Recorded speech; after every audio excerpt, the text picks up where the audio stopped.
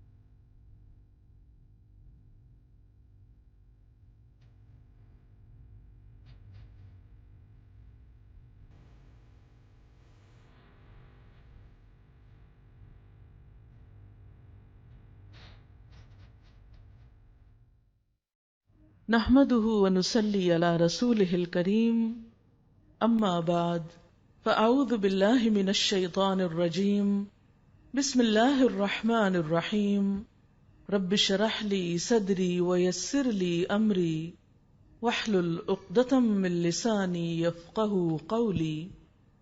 رمضان المبارک کی آمد ہے۔ اللہ کا لاکھ لاکھ شکر ہے کہ اس نے ہمیں زندگی میں ایک بار پھر موقع عطا کیا کہ ہم اس کی رحمتوں سے مستفید ہو سکیں۔ کتنے ہی لوگ ایسے تھے جو پچھلے رمضان میں ہمارے ساتھ شریک تھے، یعنی اس دنیا میں موجود تھے، لیکن انہیں یہ رمضان اب نہ مل سکے گا۔ وہ اس بابرکت مہینے کی آمد سے پہلے ہی دنیا سے رخصت ہو چکے، اور ہم نہیں جانتے کہ آئندہ ہمارے لیے ابھی کتنے مواقع باقی ہیں۔ عقل مند انسان وہ ہے جو اپنے وقت کی قیمت جانے، جو اس زندگی سے فائدہ اٹھائے اور اس میں آنے والے بابرکت لمحات اور نیکیوں کے مواقع کو ہاتھ سے نہ جانے دے۔ یہ مہینہ بہت بابرکت مہینہ ہے۔ ہمیں اس کے شروع ہونے سے پہلے اس کے لیے تیاری کرنی چاہیے۔ ہم دیکھتے ہیں کہ زندگی میں جو بھی اہم موقع آتا ہے ہم اس کے لیے خاص اہتمام کرتے ہیں، اس کی تیاری کرتے ہیں۔ کہیں شادی کا موقع ہو، مہینوں پہلے اس کے لیے تیاری ہوتی ہے۔ سب عزیز دوست رشتہ دار اس خاص موقع کے لیے ایک دوسرے کے مددگار ہوتے ہیں، مل جل کر اس کے لیے کام کاج کرتے ہیں، ذہنی طور پر بھی اور عملی طور پر بھی۔ بچوں کے امتحانات ہوں تو صرف وہ خود ہی تیاری نہیں کرتے، والدین بھی ساتھ تیاری کرتے ہیں۔ باقی تمام کام کاج چھوڑ کر اور مصروفیات چھوڑ کر اس اہم موقع کے لیے تیار ہوتے ہیں۔ اسی طرح اور بھی بہت سی چیزیں ہم دن رات دیکھتے ہیں کہ خاص طور پر جو چیزیں ہماری زندگی میں بہت اہمیت کی حامل ہوتی ہیں ان کے لیے ہم پہلے سے انتظار کرتے ہیں، تیاری کرتے ہیں، اور جو کام جتنی تیاری کے ساتھ کیا جائے اتنا ہی عمدہ طریقے سے ہو سکتا ہے۔ تو آئیے ہم بھی رمضان کی تیاری کرتے ہیں۔ عن ابی ہریرہ رضی اللہ عنہ عن رسول اللہ صلی اللہ علیہ وسلم قال اذا كانت اول لیلۃ من رمضان صفدت الشیاطین ومردت الجن وغلقت ابواب النار فلم يفتح منها باب وفتحت ابواب الجنہ فلم یغلق منها باب ونادى مناد یا باغی الخیر اقبل ویا باغی الشر اقصر وللہ عتقاء من النار وذلك فی کل لیلہ، رواہ ابن ماجہ۔ حضرت ابو ہریرہ رضی اللہ تعالی عنہ سے روایت ہے کہ نبی صلی اللہ علیہ وسلم نے فرمایا، جب رمضان کی پہلی رات آتی ہے تو شیاطین اور سرکش جن باندھ دیے جاتے ہیں، جہنم کے سارے دروازے بند کر دیے جاتے ہیں، ان میں سے کوئی ایک دروازہ بھی کھلا نہیں رکھا جاتا، اور جنت کے سارے دروازے کھول دیے جاتے ہیں۔ اس سے آپ دیکھیں کہ کتنا اہتمام ہوتا ہے عرش پر بھی، اللہ تعالیٰ کے ہاں بھی۔ یعنی زمین میں تو نیکیوں کا موسم بہار آتا ہی ہے، لیکن وہاں بھی اس کی قدردانی میں خاص اہتمام ہوتا ہے۔ اور ایک منادی کرنے والا یعنی ایک فرشتہ اعلان کرتا ہے، یا باغی الخیر اقبل، اے نیکی کے طلبگار آگے بڑھو، و یا باغی الشر اقصر، اور اے برائیوں کے کرنے والے رک جاؤ، یہ تو نیکی کا موقع ہے، رک جاؤ۔ وَلِلَّهِ عُتَقَاءُ مِنَ النَّارِ وَذَلِكَ فِي كُلِّ لَيْلَةٍ، اور رمضان کی ہر رات کو اللہ تعالیٰ لوگوں کو جہنم سے آزاد کرتے ہیں۔ آپ خود سوچئے کہ ہمارے پاس ایک ایسا مہینہ آ رہا ہے کہ جس میں ہر رات بہت سے لوگ جہنم سے آزاد ہوں گے۔ دنیا کے جیل خانے سے آزادی کے موقع پر کتنی خوشی کوئی منا سکتا ہے، دنیا کی کسی تکلیف اور قید سے رہائی پر، تو وہ لوگ کہ جو اپنے برے اعمال کی وجہ سے جہنم میں جانے والے ہوتے ہیں، اس مہینے کے آنے پر جب توبہ استغفار کرتے ہیں، نیک کام کرتے ہیں، تو وہ اہل جنت میں سے ہو جاتے ہیں۔ ایک اور حدیث میں آتا ہے، عن ابی ہریرہ قال قال رسول اللہ صلی اللہ علیہ وسلم اذا دخل رمضان فتحت ابواب الجنہ وغلقت ابواب جہنم وسلسلت الشیاطین۔ حضرت ابو ہریرہ رضی اللہ تعالی عنہ سے روایت ہے، نبی صلی اللہ علیہ وسلم نے فرمایا، جب رمضان آتا ہے تو جنت کے دروازے کھول دیے جاتے ہیں، جہنم کے دروازے بند کر دیے جاتے ہیں، اور شیاطین باندھ دیے جاتے ہیں، یعنی بندوں کو آزادی کے ساتھ نیک کام کرنے کا موقع اور ماحول عطا کیا جاتا ہے۔ یہ موقع اور ماحول پورے سال نہیں ملتا جو اس مہینے میں نصیب ہوتا ہے، لہٰذا اس سے خوب فائدہ اٹھانا چاہیے۔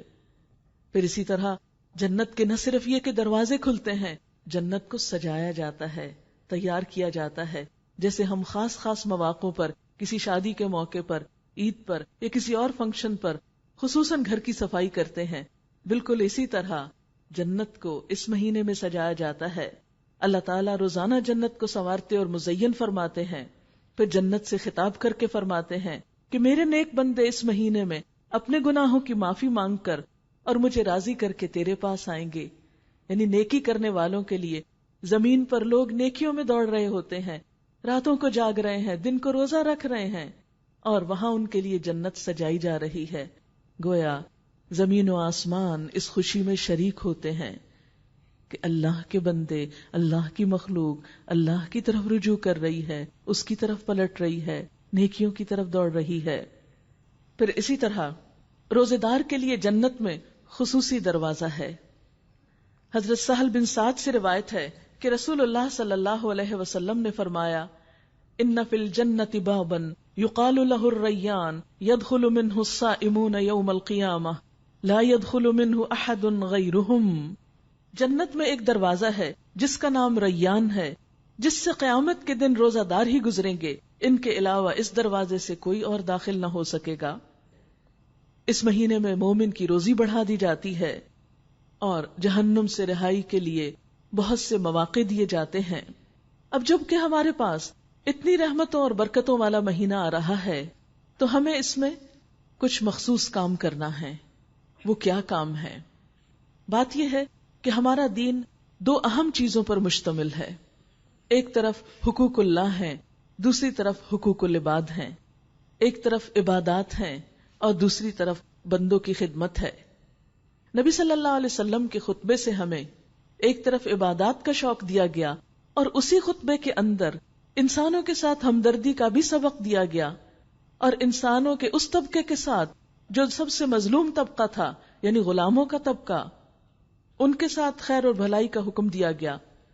تو آئیے دیکھتے ہیں کہ ہمیں پھر کیا کچھ کرنا ہے. حقوق اللہ میں سے یعنی عبادات میں سے سب سے پہلی چیز تو خود روزہ ہے. قرآن پاک میں اللہ سبحانہ و تعالیٰ فرماتے ہیں یا ایھا الذین آمنوا کتب علیکم الصیام کما کتب علی الذین من قبلکم لعلکم تتقون. اے لوگو جو ایمان لائے ہو، تم پر روزے فرض کیے گئے جس طرح تم سے پہلے لوگوں پر فرض کیے گئے تھے. لعلکم تتقون، تاکہ تم متقی ہو جاؤ، تاکہ تمہارے اندر تقوی پیدا ہو. یہ تقوی کیا چیز ہے جس کے لیے یہ روزہ فرض کیا گیا ہے؟ تقوی دل کی ایک خاص کیفیت کا نام ہے. آپ صلی اللہ علیہ وسلم نے دل کی طرف اشارہ کر کے فرمایا تھا التقوی ہا ہنا، التقوی ہا ہنا، التقوی ہا ہنا. تقوی یہاں پر ہے، تقوی یہاں پر ہے، تقوی یہاں پر ہے. کیا ہے تقوی جو دل میں ہے؟ یہ دراصل ایک خاص احساس کا نام ہے، شعور کی بیداری کا نام ہے. کس بات کا شعور جاگتا ہے اس تقوی میں؟ کہ مجھے اللہ کی اطاعت کرنی ہے، مجھے سنبھل کر یہ زندگی بسر کرنی ہے، مجھے ایسے کاموں سے بچنا ہے جس سے اللہ تعالیٰ ناراض ہوتا ہے، مجھے اپنی عبادات میں بھی توجہ کرنی ہے، مجھے اپنی ذمہ داریوں کو بھی نبھانا ہے. گویا ایک زندگی وہ ہوتی ہے جو غفلت کی زندگی ہے، اور دوسری زندگی وہ جو شعور کی زندگی ہے، جو ایک حساس دل گزارتا ہے. تقوی دراصل ہمارے اسی احساس کو زندہ کرتا ہے. دن بھر جب ہم روزہ رکھتے ہیں، کھانے پینے سے گریز کرتے ہیں، شدید بھوک بھی ہو، کھانا سامنے بھی ہو، تو ہمیں فوراً خیال آتا ہے میں روزے سے ہوں، مجھے نہیں کھانا. آپ تنہائی میں ہوں، کوئی آپ کو نہ دیکھ رہا ہو، شدید پیاس سے ہوں، لیکن ایک قطرہ پانی کا اپنے حلق کے اندر نہیں جانے دیتے. یہ کیسے ہو سکتا ہے؟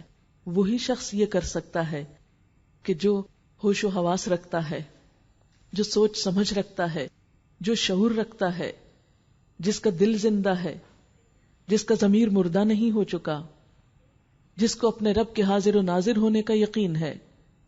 رمضان کے 30 دن دراصل ہماری ٹریننگ کرتے ہیں کہ اے بندہ مومن، صرف رمضان میں نہیں، بعد میں بھی تم روزے کی حالت میں ہو.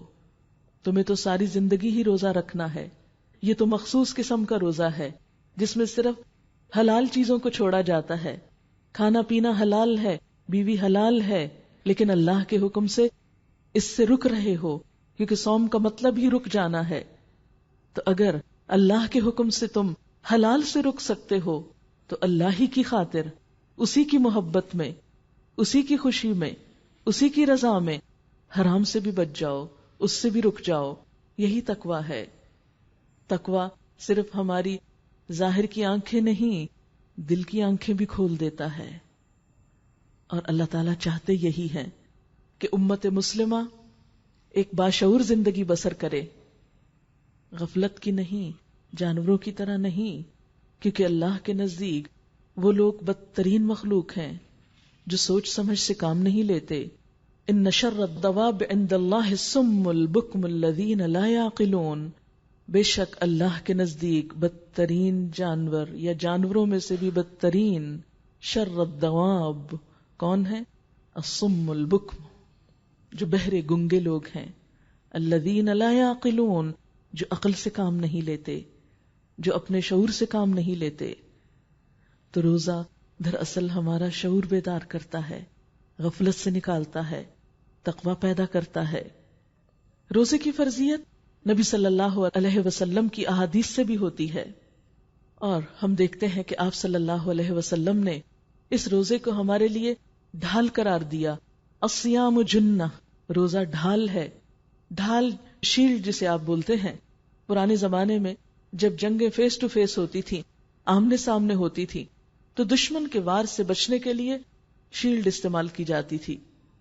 بالکل اسی طرح گناہوں سے بچنے کے لیے، غلط کاموں سے بچنے کے لیے روزہ ایک شیلڈ کا کام دیتا ہے. جب انسان کے اندر تقوی پیدا ہو جاتا ہے تو کسی بھی غلطی کے وقت وہ فوراً سوچتا ہے کہ نہیں، یہ تو جہنم کا ایک شعلہ ہے، میں اس کی طرف نہیں بڑھ سکتا، مجھے اس سے بچنا ہے.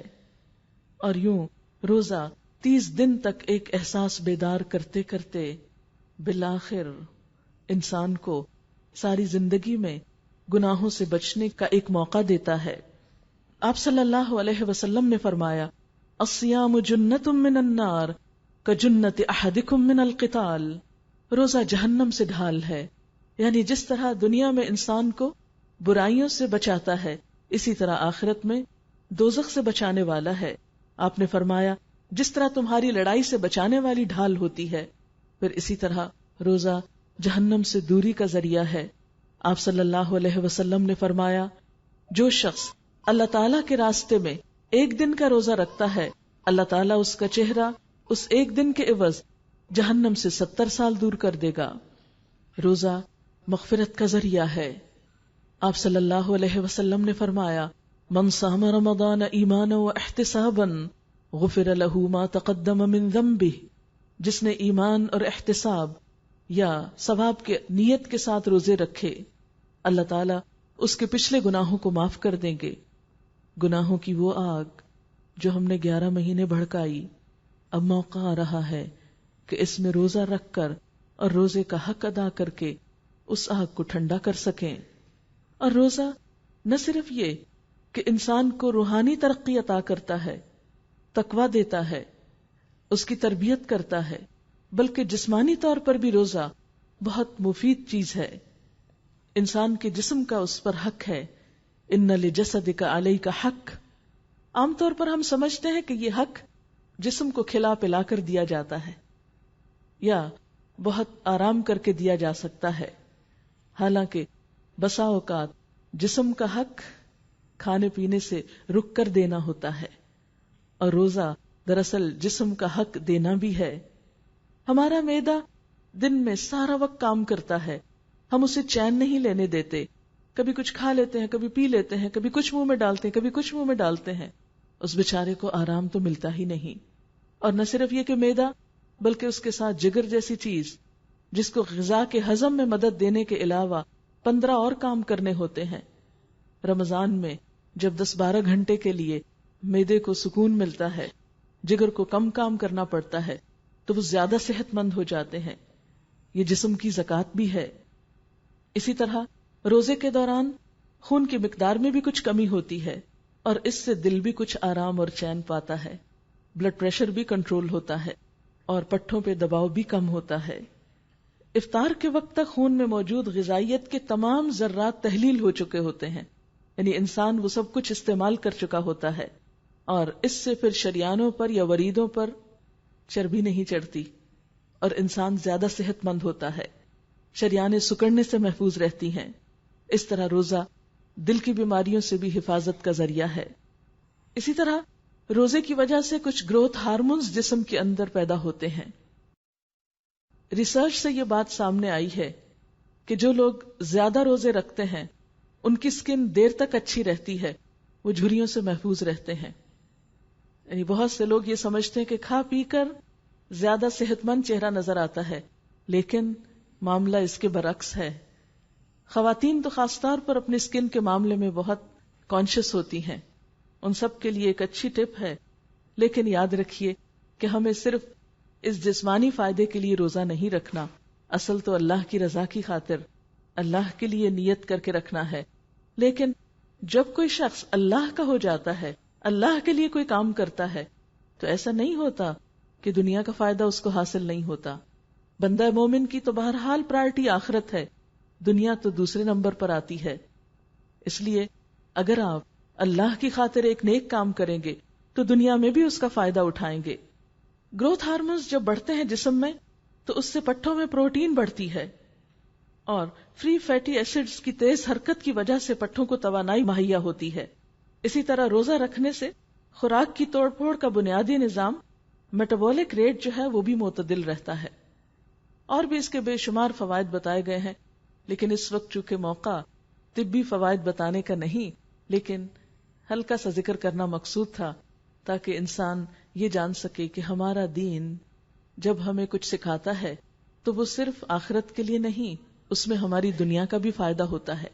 بہت سے لوگوں کو یہ غلط فہمی ہوتی ہے کہ اگر ہم دین کی طرف آئیں گے یا دین کے لیے کچھ کام کریں گے تو شاید ہمیں دنیا مکمل طور پر بند کرنی پڑے یا دنیا ہم سے چھٹ جائے گی. نہیں، اللہ تعالیٰ ہی نے یہ دنیا بنائی ہے. وَلِلَّهِ الْآخِرَةُ وَالْأُولَى، یہ دنیا بھی اور آخرت بھی سب اللہ ہی کی ہے. اصل امتحان اس بات کا ہے کہ ہم جیتے کس کے لیے ہیں، قریب کی چیز کے لیے یا اس اصلی چیز کے لیے. اور ہم جو بھی کام کرتے ہیں اس میں فائدہ کس کا دیکھتے ہیں، صرف دنیا کا یا آخرت کا. آخرت ایک بلند منزل ہے. جو انسان بلندی کا سفر شروع کرتا ہے اس سے کم تر چیزیں، راستے کی چیزیں اسے ملتی چلی جاتی ہیں. وہ تو راستے میں آتی ہی ہیں، دنیا تو راستے میں آ جاتی ہے. لیکن جو شخص آخرت پر اپنی نظر رکھ کے جیتا ہے اور وہ قدم بقدم سفر کرتا چلا جاتا ہے، اسے وہ منزل بھی مل جاتی ہے اور راستے کے فائدے بھی اٹھا لیتا ہے. لیکن اگر کوئی شخص اپنا گول ہی ایسا رکھے کہ وہ صرف دنیا کے لیے جیے تو آخرت اس سے چھٹ سکتی ہے، وہ وہاں تک نہیں پہنچ سکتا. کوئی بھی شخص جو عاقل و بالغ ہو، جس پر روزہ فرض ہو چکا ہو، اس کے لیے لازم ہے کہ وہ اس مہینے سے خوب فائدہ اٹھائے اور چھوٹی چھوٹی بیماریوں کے بہانے کر کے یا محض خوف کا شکار ہو کر اس موقع کو ہاتھ سے نہ جانے دے. اور اس معاملے میں یہ بھی دیکھنا چاہیے کہ بعض اوقات ہم روزہ چھوڑنے کے لیے کسی ڈاکٹر سے فتویٰ لے آتے ہیں اور اس کے سہارے ہم روزہ چھوڑ دیتے ہیں. اس سلسلے میں بھی یاد رکھیے کہ دین ہمیں سکھاتا ہے استفت قلبک ولو افتوک، اپنے دل سے بھی فتویٰ مانگو، خواہ لوگ تمہیں فتویٰ دے دیں، خواہ ڈاکٹر صاحب یہ کہہ بھی دیں، لیکن پھر تم اپنے مزاج کو، اپنے آپ کو، اپنی صلاحیت کو زیادہ پہچانتے ہو کہ تم اپنے اوپر کتنی مشقت لے سکتے ہو. رمضان کے مبارک مہینے میں روزہ رکھنے کے علاوہ دوسرا اہم ترین کام نماز ہے، اور خصوصاً نماز تراویح ہے. نماز کے بارے میں آپ سب جانتے ہیں کہ یہ کافر اور مومن کے درمیان فرق کرتی ہے. اور پھر دن کی 5 نمازوں کے علاوہ رات کی نماز یعنی تہجد کی نماز آپ سب جانتے ہیں کہ وہ بہت بہترین ہے. یعنی فرض نمازوں کے بعد سب سے افضل نماز تہجد کی نماز ہے. لیکن عام دنوں میں ہم اٹھ نہیں پاتے، عام دنوں میں سستی ہو جاتی ہے یا اتنی ہمت نہیں ہوتی. اللہ تعالیٰ نے رمضان کا موقع دے کر سحری کے وقت بھی جاگنے کا موقع دیا، اور اس کے علاوہ اگر سحری کے وقت نہ یہ نماز پڑھ سکے تو رات کے اول حصے میں بھی پڑھنے سے بے پناہ اجر و ثواب ملتا ہے. سورۃ الفرقان میں اللہ تعالیٰ فرماتے ہیں عباد الرحمن کی صفات بیان کرتے ہوئے کہ والذین یبیتون لربہم سجدا وقیاما، کہ رحمان کے پیارے بندے ان کی راتیں کس طرح گزرتی ہیں، اپنے رب کے حضور سجدوں اور قیام میں گزرتی ہیں. سال بھر تو ہماری راتیں اور کاموں میں گزرتی ہیں. عشاء کی نماز بھی بعض اوقات بہت لیٹ کر کے پڑھتے ہیں یا پوری توجہ اور شعور سے نہیں پڑھتے. لیکن رمضان ایک ایسا بابرکت موقع ہے کہ جس میں ہم طویل قیام کر سکتے ہیں، اور شاید یہ طویل قیام ہماری پچھلی نمازوں کی کسی کمی کوتاہی کا کفارہ بھی ہو جائے. اللہ کے نیک بندوں کی صفات کیا ہیں؟ الذین یذکرون اللہ قیاما وقعودا وعلی جنوبہم، کہ اللہ کے بندے اللہ کو یاد کرتے رہتے ہیں کھڑے ہو کر بھی، بیٹھ کر بھی اور اپنے پہلوؤں پر بھی. نبی صلی اللہ علیہ وسلم نے فرمایا ہمارا رب ہر رات 1/3 رات گزرنے پر آسمان دنیا پہ نزول فرماتا ہے اور اہل دنیا سے خطاب کر کے کہتا ہے کون ہے جو مجھ سے مانگے تو میں اس کی دعا قبول کروں، کون ہے جو مجھ سے سوال کرے تو میں اس کو عطا کروں، کون ہے جو مجھ سے مغفرت طلب کرے تو میں اس کو بخش دوں. گویا تراویح کی نماز خاص طور پر دعائیں مانگنے کا وقت بھی ہے، کیونکہ نماز کے بعد بھی دعا قبول ہوتی ہے. اول رات پڑھیں یا آخر رات پڑھیں، ساتھ ساتھ دعائیں بھی کرتے رہیں. اور نماز کے بارے میں تو آپ سب جانتے ہیں کہ دن کی 5 نمازیں انسان کو گناہوں سے اس طرح پاک کر دیتی ہیں جیسے انسان نہا کر نکلے تو ہر میل کچیل سے پاک ہو جاتا ہے. جیسے ایک مشہور حدیث میں بھی آتا ہے کہ آپ صلی اللہ علیہ وسلم نے فرمایا کہ اگر تم میں سے کسی کے دروازے پر ایک نہر ہو اور دن میں 5 مرتبہ اس میں نہائے تو کیا اس پہ کچھ میل کچیل باقی رہ جائے گا؟ لوگوں نے کہا کہ نہیں. تو آپ نے فرمایا کہ ان 5 نمازوں کا بھی یہی حال ہے. ان کی بھی یہی مثال ہے. اللہ تعالیٰ ان نمازوں کے ذریعے گناہ مٹا دیتا ہے. رمضان میں عام نمازوں کے لیے آپ ایک ٹارگٹ رکھ سکتے ہیں. کیا؟ کہ میں نماز اول وقت میں ادا کروں گی. یعنی اگر آپ نمازی ہیں تو خاص طور پر ایک اور کوشش شروع کیجئے کہ اول وقت میں نماز پڑھیں. اور اس کے لیے جب شعوری کوشش کریں گے تو آپ کی نماز کا اجر و ثواب کہیں زیادہ بڑھ جائے گا. دیکھیے نماز تو پڑھنی ہی ہے، وہ تو فریضہ ہے، لیکن جب ہم اس کو سستی کر کر کے بہت تاخیر سے پڑھتے ہیں تو اس کا وہ اجر نہیں پاتے جو پانا چاہیے. یعنی کام بھی کیا، محنت بھی کی، لیکن وہ حاصل نہیں ہوا جو ہونا چاہیے. اور خاص طور پر عصر کی نماز تاخیر سے پڑھنے والے کے لیے اللہ کے رسول صلی اللہ علیہ وسلم نے کیا فرمایا؟ تلک صلاۃ المنافق، یہ منافق کی نماز ہے. صحابہ کرام نے عرض کون سی؟ فرمایا کہ جو دھوپ کے پیلا پڑنے کا انتظار کرتا رہتا ہے اور جب وہ غروب کے قریب ہوتا ہے تو جلدی سے چند ٹھونگے مار لیتا ہے، اس طرح جیسے مرغا دانہ اٹھانے کے لیے زمین پہ ٹھونگ مارتا ہے اور وہ اللہ کو کچھ بھی یاد نہیں کرتا. اللہ کے بندے تو اللہ کو ہر آن یاد کرتے ہیں، لیکن منافق صرف دکھاوے کی نماز پڑھتا ہے یا صرف خانہ پوری کرتا ہے تو وہ توجہ نہیں دیتا اس کی طرف، آخری وقت میں پڑھتا ہے. اس لیے ہم سب اپنے ساتھ ایک عہد کریں کہ اس رمضان میں ہم کوشش کر کے اول وقت میں نماز ادا کریں گے اور تاخیر نہ ہونے دیں گے انشاءاللہ. اور پھر رات کا قیام، اس کے بارے میں نبی صلی اللہ علیہ وسلم نے فرمایا من قام رمضان ایمانا و احتسابا غفر له ما تقدم من ذنبه، جس نے رمضان کی راتوں میں قیام کیا ایمان کی حالت میں ثواب کی نیت سے تو اس کے بھی پچھلے گناہ معاف کر دیے جائیں گے. تو گویا دن کے روزے کے علاوہ رات کو بھی اللہ تعالیٰ ایک خاص موقع عطا کرتا ہے نماز کا. یعنی گویا دن بھی عبادت اور رات بھی عبادت، کیونکہ رات کا کچھ حصہ جب انسان اللہ تعالیٰ کے حضور قیام میں گزارتا ہے تو باقی رات جو سوتا ہے اور اس انتظار میں سوتا ہے کہ صبح پھر روزہ رکھوں، سحری کروں، تو اس کا یہ سونا بھی ایک طرح سے عبادت ہو جاتا ہے.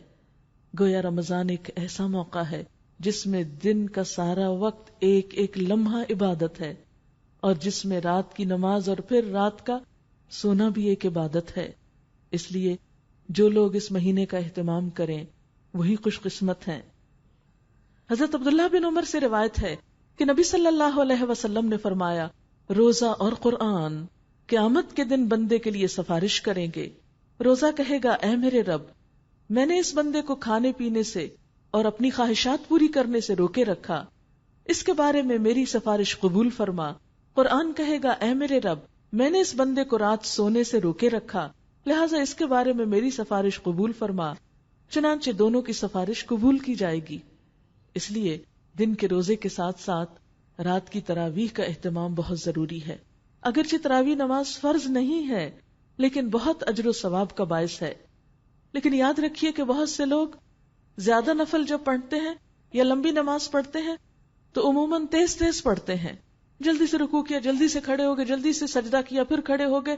وہ صرف تعداد پوری کر کے بات ختم کر دیتے ہیں. تو وہ وقت تعداد پوری کرنے کا نہیں، اللہ کو یاد کرنے کا ہے، دعائیں مانگنے کا ہے، بخشش کرانے کا ہے. اس لیے اس نماز کو خشوع و خضوع سے پڑھنا چاہیے. اور آپ صلی اللہ علیہ وسلم نے خبردار بھی کیا کہ نماز کی چوری سے بچو. آپ نے فرمایا چوری کے لحاظ سے سب سے بدترین وہ انسان ہے جو نماز چراتا ہے. تو صحابہ کرام نے عرض کیا کہ وہ کیا چیز ہے، یعنی نماز کی چوری کیا ہے؟ تو آپ نے اس پر کیا فرمایا کہ جو رکوع اور سجود ٹھیک سے ادا نہیں کرتا. یعنی ابھی رکوع میں گئے نہیں کہ اٹھ کھڑے ہوئے، سجدہ کیا نہیں تو اٹھ کھڑے ہوئے، ایک سجدے سے اٹھ کے ٹک کے بیٹھے ہی نہیں کہ دوبارہ سجدے میں چلے گئے، اور نماز میں ہل جل ہی رہی اور ختم کر دی گئی. تو اس لیے کوشش کیجئے کہ اس طرح نماز ادا کریں کہ نماز کا بھی حق ادا ہو، نہ کہ نماز پڑھیں اور اس کے ساتھ اس کی چوری کے مرتکب ہوں. حضرت عبداللہ بن عمرو بن العاص فرماتے ہیں کہ نبی صلی اللہ علیہ وسلم نے فرمایا اس شخص نے قرآن کو سمجھا نہیں جس نے اسے 3 شب و روز سے کم میں پڑھا. اس لیے خاص طور پر رمضان کی تراویح میں سارا مہینہ قرآن کی قرات سننا زیادہ اچھا ہے. اس لیے نماز میں یعنی قیام میں جب تراویح میں تلاوت کی جائے تو اس وقت انسان زیادہ بہتر طور پر اس کی قرات کرے یا سنے۔ تراویح کا بہترین طریقہ یہ ہے کہ انسان کسی ایسی مسجد میں یا کسی ایسی جگہ پر حاضر ہو جہاں کچھ لوگ مل جل کر تراویح پڑھ رہے ہوں، کیونکہ ہم میں سے ہر ایک حافظ نہیں، ہم سب لمبا اور طویل قیام کر نہیں سکتے۔ اس لیے جن مساجد میں تراویح کا اہتمام ہو، اگر موقع پائیں تو وہاں حاضر ہوں۔ اس سے آپ دیکھیں گے کہ زیادہ بہتر طور پر نماز ادا ہو سکے گی، کیونکہ انسان جو کام دوسروں کے ساتھ مل جل کر کرتا ہے وہ زیادہ اس پر آسان ہو جاتا ہے۔ تنہا نیکی کرنا ذرا بھاری ہوتا ہے، لیکن مل کر نیکی کرنا آسان ہوتا ہے۔ اس کے لیے نبی صلی اللہ علیہ وسلم نے فرمایا، اذا استأذنت امرأة احدکم الى المسجد فلا يمنعها، متفق علیہ روایت ہے بخاری اور مسلم کی، کہ اگر تم میں سے کسی کی بیوی اس سے مسجد جانے کی اجازت طلب کرے تو وہ اسے مت روکے۔ یعنی عورت کو مسجد جانے کی اجازت ہے، کیونکہ بعض اوقات یہ سننے میں آتا ہے کہ عورت کا مسجد جانا پسندیدہ نہیں۔ ہاں، اگر اپنی حدود اور قیود کا خیال رکھتے ہوئے اپنے کام سے کام رکھ کر اپنے فریضے کو ادا کر کے انسان واپس آئے تو یہ ایک بہت ہی عمدہ عبادت ہے جو عموماً گھر میں میسر نہیں آتی۔ پھر رمضان میں کرنے والے کاموں میں اہم ترین کام قرآن سے تعلق۔ کیوں؟ اس لیے کہ شہر رمضان الذی انزل فیہ القرآن، رمضان وہ مہینہ ہے جس میں قرآن نازل کیا گیا، تو اس لیے سب سے زیادہ قرآن کے ساتھ تعلق رمضان ہی میں ہوگا۔ اور اس تعلق کے لیے کیا چیز ہو سکتی ہے؟ ایک تو ہم دن میں تلاوت کریں، دوسرے یہ کہ رات کو قیام کی حالت میں اس کو سنیں یا پڑھیں۔ جن لوگوں کو زبانی زیادہ یاد ہے وہ خود اس کو پڑھ سکتے ہیں، اور تیسرے یہ کہ اس مہینے میں اس کتاب پر غور و فکر بھی کریں، کیونکہ اللہ سبحانہ وتعالیٰ فرماتے ہیں ھدی للناس، یہ قرآن انسانیت کی ہدایت کے لیے ہے، وبینات من الہدی والفرقان، اور ہدایت اور فرقان کی بینات رکھتا ہے۔ ہدایت تو ہدایت ہے، رہنمائی ہے، اور فرقان کیا ہے؟ اچھے برے کا فرق بتانے والی کتاب ہے یہ۔ اس کتاب کے اندر ایسی تعلیمات، ایسے احکامات موجود ہیں کہ جو انسان کو صحیح راستہ دکھاتے ہیں۔ ان ھذا القرآن یہدی للتی ہی اقوم، بے شک یہ قرآن وہ راستہ دکھاتا ہے جو سب سے زیادہ درست ہے۔ قد جاءکم من اللہ نور وکتاب مبین یہدی بہ اللہ من اتبع رضوانہ سبل السلام ویخرجہم من الظلمات الی النور بإذنہ ویہدیہم الی صراط مستقیم، بے شک تمہارے پاس اللہ کی طرف سے ایک نور اور روشن کتاب آ گئی ہے، اللہ اس کے ذریعے رہنمائی کرتا ہے اس شخص کی جو پیروی کرے اس کی رضامندی کی، سلامتی کے راستوں کی طرف۔ یعنی اللہ سبحانہ وتعالی اپنی رضا پہ چلنے والوں کو سلامتی کے راستے دکھاتا ہے، اور اپنے حکم سے اندھیروں سے نکال کر روشنی کی طرف لے آتا ہے۔ یہ کتاب دراصل انسان کو اندھیروں سے نکال کے روشنی کی طرف لاتی ہے، اور اللہ تعالیٰ ان کو سیدھی راہ پہ چلاتا ہے۔ قرآن پاک ہے کیا؟ اللہ تعالیٰ فرماتے ہیں وَإِنَّهُ لَتَنزِيلُ رَبِّ الْعَالَمِينَ، یہ کوئی معمولی کتاب نہیں، رب العالمین کی نازل کردہ ہے۔ نزل بہ الروح الامین، روح الامین اس کو لے کر اترے ہیں۔ علی قلبک، آپ کے قلب مبارک پر اتری ہے۔ لتکون من المنذرین، تاکہ آپ تمام لوگوں کو خبردار کرنے والے ہوں۔ بلسان عربی مبین، یہ عربی زبان میں نازل ہوئی ہے جو بہت واضح کرنے والی ہے۔ اب آپ دیکھیے کہ نمبر 1 یہ اللہ رب العزت کی کتاب ہے، اس کا کلام ہے۔ سب سے افضل اور سب سے بڑے فرشتے جبریل امین اس کو لائے ہیں۔ پیغمبروں کے سردار نبی اکرم صلی اللہ علیہ وسلم پر یہ کتاب نازل ہوئی ہے، اور مقصد کیا بتایا گیا، کیوں نازل ہوئی؟ لتکون من المنذرین، تاکہ آپ لوگوں کو خبردار کر سکیں، تاکہ آپ لوگوں کو آگاہ کر سکیں۔ تو اس سے کیا پتہ چلتا ہے کہ یہ کتاب صرف تلاوت کرنے کے لیے نہیں آئی، یہ عظیم ترین کتاب اس لیے آئی ہے کہ تمام انسانیت کی رہنمائی کی جائے اس کے ذریعے۔ یہ کتاب بہت عزت والی ہے، بہت بلند درجہ ہے، بل ہوا قرآن مجید۔ لیکن کیوں آئی ہے؟ تبارک الذی نزل الفرقان علی عبدہ لیکون للعالمین نذیرا، بابرکت ہے وہ ذات جس نے اپنے بندے پر قرآن نازل فرمایا تاکہ سارے جہان والوں کو خبردار کرے، لیکون للعالمین نذیرا، یہ کتاب تو سارے عالمین کے لیے ہے، ھدی للناس، سب انسانوں کی رہنمائی کے لیے ہے۔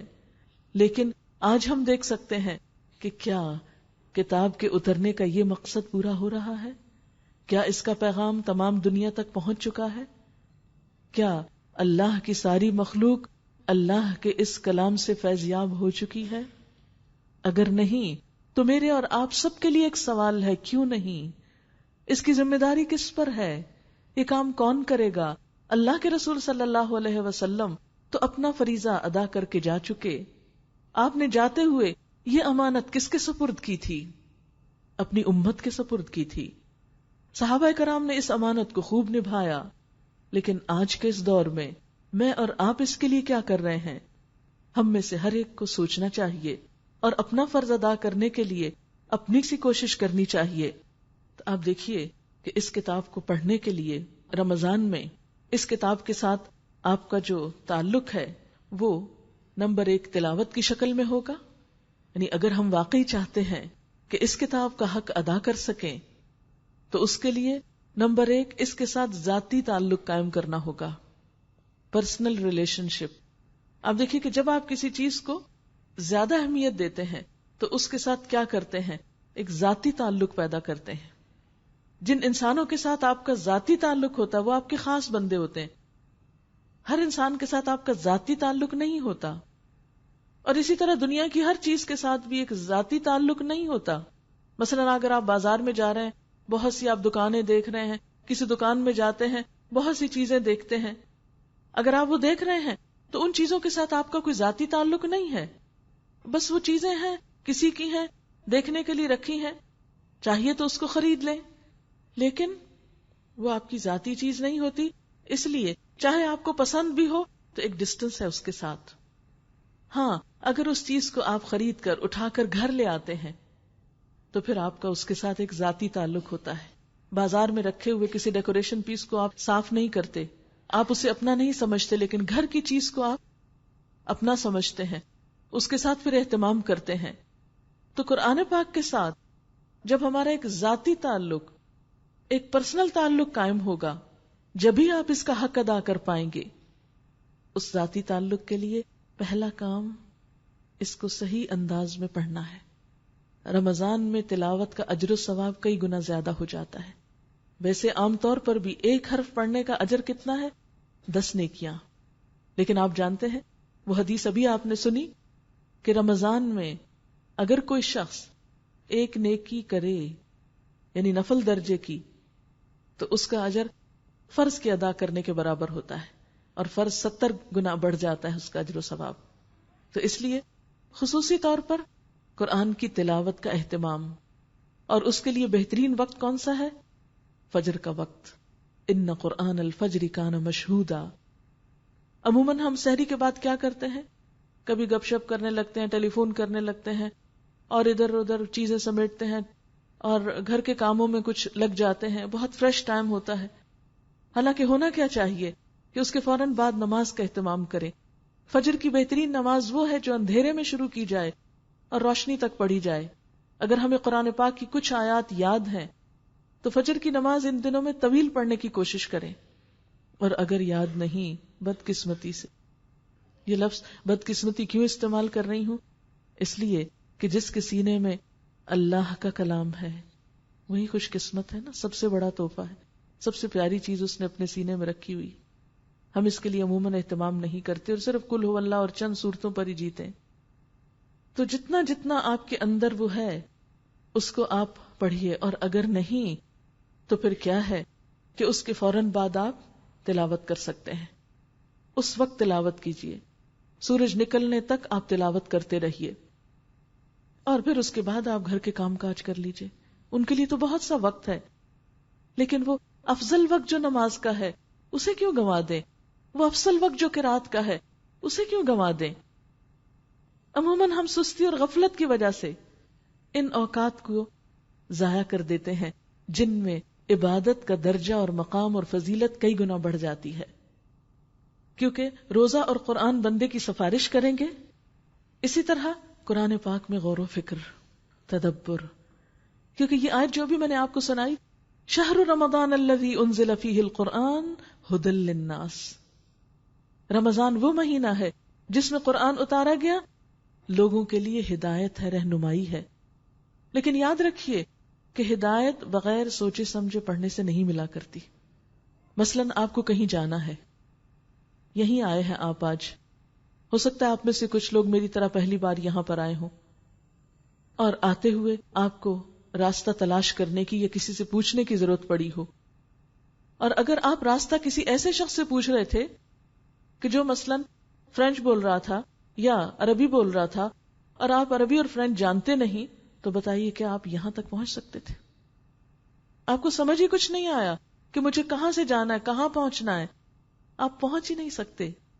اسی طرح جب تک یہ پتا نہیں کہ قرآن کہتا کیا ہے، اس کا مطلب کیا ہے، تو ہم زندگی کا وہ مقصد پا نہیں سکتے جو اس کتاب کے ذریعے مل سکتا ہے. اس لیے اس مہینے میں خاص طور پر اہتمام کیجئے کہ قرآن پاک کو سمجھ کر پڑھیں.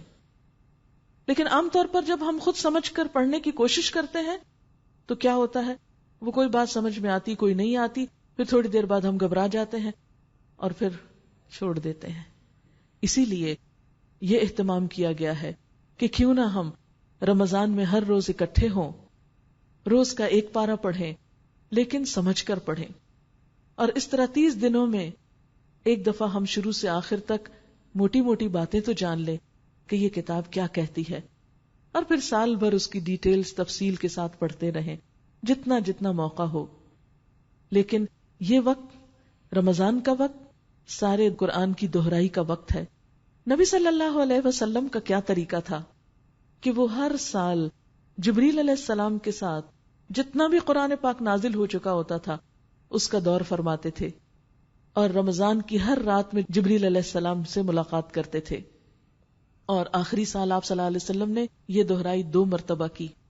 اگر ہم بھی اسی سنت پر عمل کرتے وقت دن میں بھی ایک پارہ سمجھ کر پڑھیں اور وہی پھر رات کو تراویح میں سنیں تو انشاءاللہ 2 دفعہ تو ہو ہی جائے گا. پھر اسی طرح آپ دیکھیے کہ اکیلے پڑھنے میں کچھ مشکل ہوتی ہے، لیکن جب لوگ اکٹھے بیٹھ کر پڑھتے ہیں تو اس کا اجر و ثواب کیا ہے.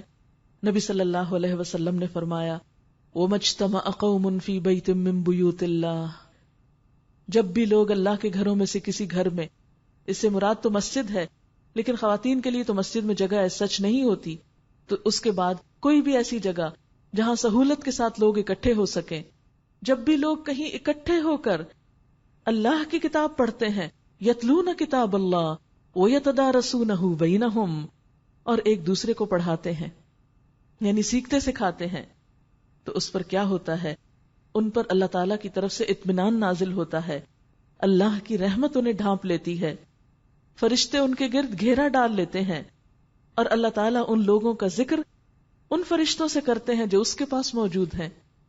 یعنی ذکر کی، تعلیم کی ایسی مجلسیں جس میں اللہ کی کتاب اکٹھے بیٹھ کر پڑھی جا رہی ہو، اس پر رحمت بھی آتی ہے، سکینت بھی اترتی ہے، انڈرسٹینڈنگ کا لیول بھی بڑھتا ہے. اللہ تعالیٰ اس محفل کی طرح متوجہ ہوتے ہیں اور فرشتوں کے بیچ میں ان لوگوں کا ذکر کرتے ہیں کہ دیکھو زمین کے فلاں گوشے پر، فلاں جگہ پر لوگ بیٹھ کر میری کتاب کو پڑھ رہے ہیں. اگرچہ آپ کے یہاں آنے میں وقت چاہیے، تھوڑی سی آپ کو دوسری مصروفیات کم کرنی ہوگی، آنے جانے کی بھی زحمت برداشت کرنی ہوگی، لیکن جو قربانی آپ کریں گے اس کے مقابلے میں جو کچھ آپ یہاں پائیں گے وہ اکیلے گھر بیٹھ کے نہیں پا سکتے. اگرچہ اکیلے بھی بیٹھ کے قرآن پڑھنا ثواب کا باعث تو ہے، لیکن اکٹھے بیٹھ کر اس کو سمجھنا، اس میں کئی برکتیں ہیں. حضرت انس رضی اللہ تعالیٰ عنہ فرماتے ہیں، صحابہ کرام صبح کی نماز کے بعد حلقہ بنا کر بیٹھ جاتے، قرآن پڑھتے، فرائض اور سنن سیکھتے اور اللہ کو یاد کرتے. اور جو شخص دنیا میں قرآن سے شغف رکھتا ہے، قیامت کے دن اس سے کہا جائے گا کہ قرآن پڑھتا جا اور بلندی کی طرف چڑھتا جا، اور اسی رفتار سے ٹھہر ٹھہر کر پڑھ جس طرح دنیا میں ٹھہر ٹھہر کر پڑھتا تھا. تیری منزل وہ آخری آیت ہوگی جہاں تک تو پڑھتا جائے گا. اور پھر آپ دیکھیے کہ ایک ہوتا ہے خود پڑھنا اور ایک ہوتا ہے کسی سے سننا. قرآن پاک میں قرآن پاک کے سننے کا بہت دفعہ ذکر آتا ہے. تلاوت تو آپ گھر میں کر ہی لیں گے, پھر آپ عربی میں رات سن ہی لیں گے انشاءاللہ, لیکن اس کا ترجمہ سننا اور اس کی انڈرسٹینڈنگ پیدا کرنا, اس سے صبح اور رات کی دونوں عبادتیں زیادہ پر اثر ہو جائیں گی, اس کو زیادہ انجوائے کر سکیں گے. آپ اپنے اندر, اپنی روح اور دل کے اندر ایک خاص تبدیلی محسوس کریں گے.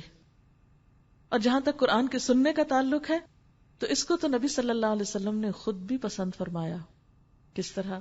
حالانکہ آپ کے اوپر قرآن اترتا تھا, لیکن ایک حدیث میں آتا ہے کہ ایک مرتبہ نبی صلی اللہ علیہ وسلم نے حضرت عبداللہ بن مسعود سے فرمایا, اقرأ علیہ, مجھے پڑھ کے سناؤ. ابن مسعود نے عرض کیا, اقرأ علیک وعلیک انزل, آپ کو پڑھ کے سناؤ, آپ پر تو قرآن اتارا گیا ہے. تو آپ نے فرمایا, انی احب ان اسمعہ من غیری, میں پسند کرتا ہوں کہ میں اسے اپنے علاوہ کسی دوسرے سے سنوں. آپ صلی اللہ علیہ وسلم نے حضرت ابن مسعود سے فرمائش کی, اور جب وہ پڑھ رہے تھے تو آپ سنتے رہے یہاں تک کہ اس آیت پر پہنچے, فَكَيْفَ إِذَا جِئْنَا مِن كُلِّ أُمَّةٍ بِشَهِيدٍ وَجِئْنَا بِكَ عَلَى هَؤُلَاءِ شَهِيدًا. اس وقت کیا حال ہوگا جب ہم ہر امت میں سے ایک گواہ حاضر کریں گے, اور اے محمد صلی اللہ علیہ وسلم ان سب پر آپ کو گواہ بنا کر لائیں گے. تو ذمہ داری کے احساس سے آپ نے فرمایا, حسبک ابن مسعود, بس کر دو. یعنی اتنا زیادہ آپ کے دل پر اثر ہوا. ابن مسعود فرماتے ہیں کہ میں نے جب آپ صلی اللہ علیہ وسلم کی طرف نظر اٹھا کر دیکھا تو آپ کی دونوں آنکھوں سے آنسو جاری تھے, آپ کے آنسو بہ رہے تھے. اور یہ ایک حقیقت ہے کہ قرآن کی تلاوت کا سننا, قرآن کو سمجھ کر سننا, اس کے اپنے اثرات ہیں جو گھر میں اکیلے بیٹھ کر ریڈنگ کرنے سے حاصل نہیں ہو سکتے. تو قرآن کا سیکھنا اور سمجھ کر سیکھنا اور پھر اس کا سکھانا, یہ دنیا کے بہترین کام ہے. سال بھر ہم اپنے دنیا کے کام کرتے رہتے ہیں, کیا ہوا اگر ایک مہینہ تھوڑی محنت زیادہ کر لیں اور اس کام کے لیے بھی وقت نکالیں.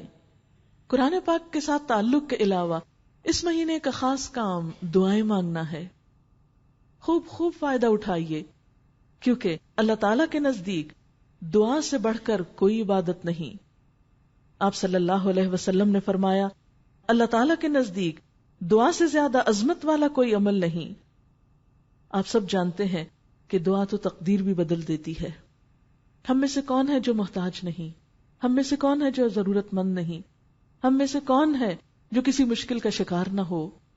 تو کیوں نہ ہم رجوع کریں اس ہستی کی طرف جو تمام مشکلات دور کر دے, اور وہ اللہ رب العزت ہی کی ہے. آپ صلی اللہ علیہ وسلم نے فرمایا, دعا نازل شدہ مصیبتوں میں بھی کام آتی ہے اور ان میں بھی جو ابھی اتری نہیں. یعنی دعائیں کرتا ہے جب انسان تو کئی آنے والی آفات جو ہیں وہ واپس پلٹ جاتی ہیں.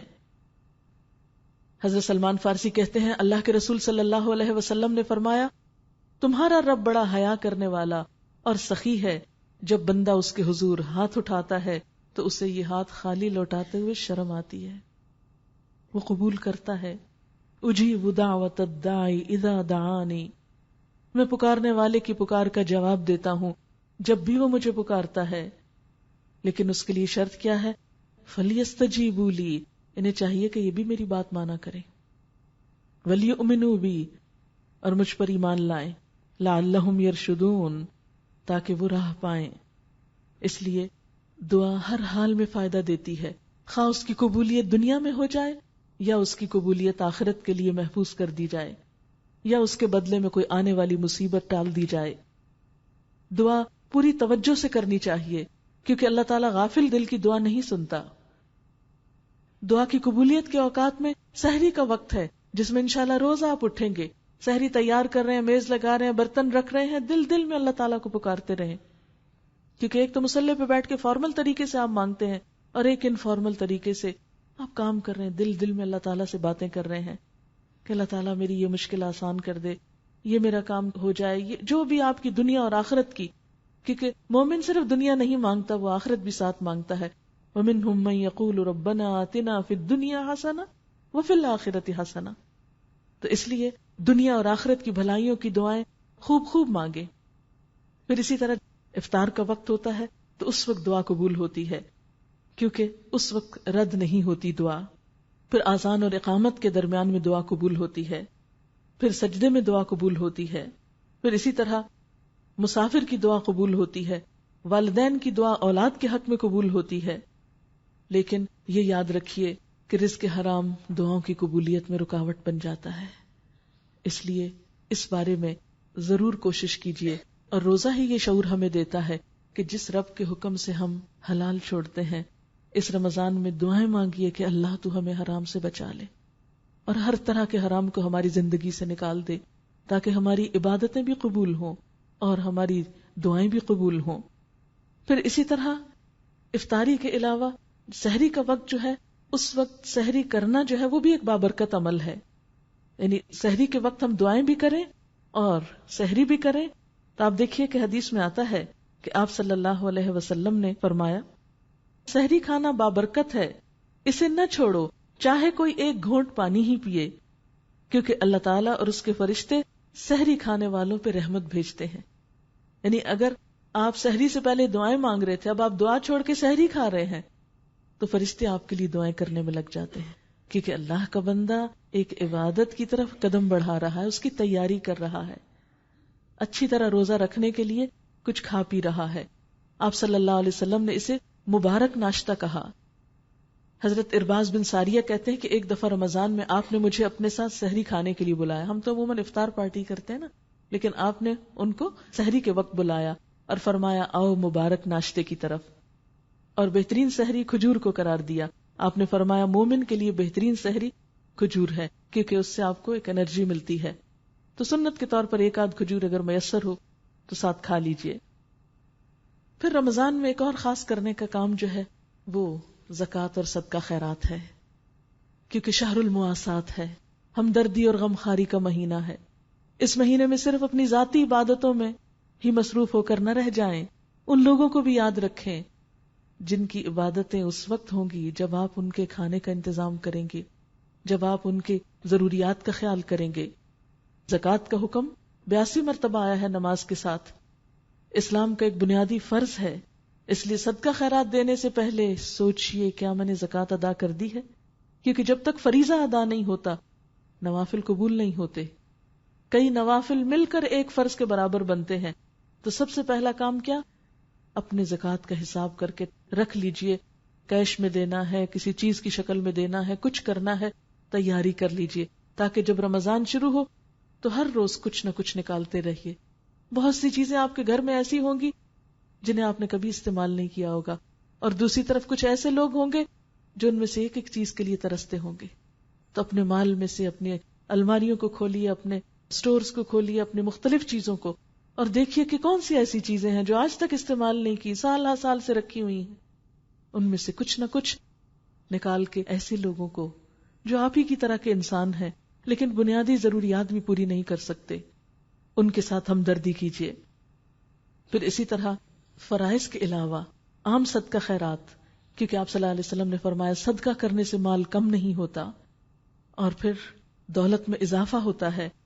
اللہ تعالیٰ فرماتے ہیں وَمَا آتَيْتُم مِّن زَكَاةٍ تُرِيدُونَ وَجْهَ اللَّهِ فَأُولَٰئِكَ هُمُ الْمُضْعِفُونَ. جو زکوٰۃ تم اللہ کی خوشنودی حاصل کرنے کے لیے دیتے ہو، اس سے دراصل اپنے مال میں اضافہ کرتے ہو. جو بھی انسان مال خرچ کرتا ہے اللہ تعالیٰ اس کے پیچھے اور لے آتا ہے، کیونکہ جو آپ کی قسمت اور حصے کا ہے وہ تو آئے گا. دینے سے آپ کا اجر و ثواب بڑھے گا لیکن کم نہ ہوگا. اور اس کے برعکس جو لوگ زکوٰۃ ادا نہ کریں ان کے لیے سخت وعید بھی ہے. فرمایا وَالَّذِينَ يَكْنِزُونَ الذَّهَبَ وَالْفِضَّةَ وَلَا يُنْفِقُونَهَا فِي سَبِيلِ اللَّهِ فَبَشِّرْهُم بِعَذَابٍ أَلِيمٍ. جو لوگ سونا اور چاندی جمع کرتے ہیں اور اسے اللہ کے راستے میں خرچ نہیں کرتے، ان کو دردناک عذاب کی خوشخبری سنا دو. ایک دن آئے گا کہ اسی سونے چاندی پر جہنم کی آگ دہکائی جائے گی، پھر اسی سے ان لوگوں کی پیشانیوں، پہلوں اور پیٹھوں کو داغا جائے گا اور کہا جائے گا یہ ہے وہ خزانہ جو تم نے اپنے لیے جمع کیا، لو اب اپنی سمیٹی ہوئی دولت کا مزہ چکھو. ایک اور جگہ پر فرمایا وَلَا يَحْسَبَنَّ الَّذِينَ يَبْخَلُونَ بِمَا آتَاهُمُ اللَّهُ مِنْ فَضْلِهِ هُوَ خَيْرٌ لَهُمْ بَلْ هُوَ شَرٌّ لَهُمْ سَيُطَوَّقُونَ مَا بَخِلُوا بِهِ يَوْمَ الْقِيَامَةِ. جن لوگوں کو اللہ تعالیٰ اپنے فضل سے مال و دولت دیتا ہے، پھر وہ بخل سے کام لیتے ہیں، وہ اس خیال میں نہ رہیں کہ یہ بخل ان کے حق میں بہتر ہے، بلکہ یہ ان کے لیے بہت برا ہے۔ اس بخل سے جو کچھ وہ جمع کر رہے ہیں اسے قیامت کے دن توق بنا کر ان کے گلے میں ڈال دیا جائے گا۔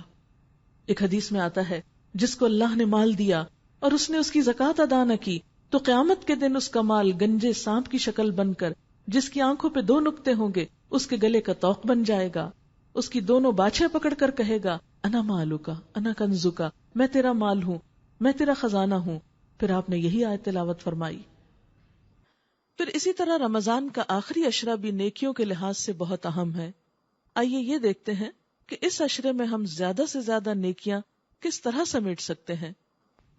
آخری عشرے کے کام۔ حضرت عائشہ رضی اللہ تعالی عنہا نبی صلی اللہ علیہ وسلم کے آخری عشرے کا معمول بتاتے ہوئے فرماتی ہیں، جب رمضان کا آخری عشرہ شروع ہوتا تو آپ رات کا بیشتر حصہ جاگ کر گزارتے تھے۔ اب کیا ہے، نیند کم کر دیتے تھے اور اپنے گھر والوں کو بھی بیدار کرتے، یعنی صرف خود نہیں اوروں کو بھی ساتھ ملاتے، اور عبادت میں خوب کمر کس لیتے اور خوب محنت کرتے۔ جدہ و شد المئزر، یعنی کمر کس لیتے، یعنی اپنے آپ کو بالکل فٹ کر لیتے کہ اب عبادت کرنا۔ اور اس کے لیے انسان کو ذہنی طور پر بھی تیار ہونے کی ضرورت ہوتی ہے کہ پہلے سے ہی پروگرام کچھ طے کرے۔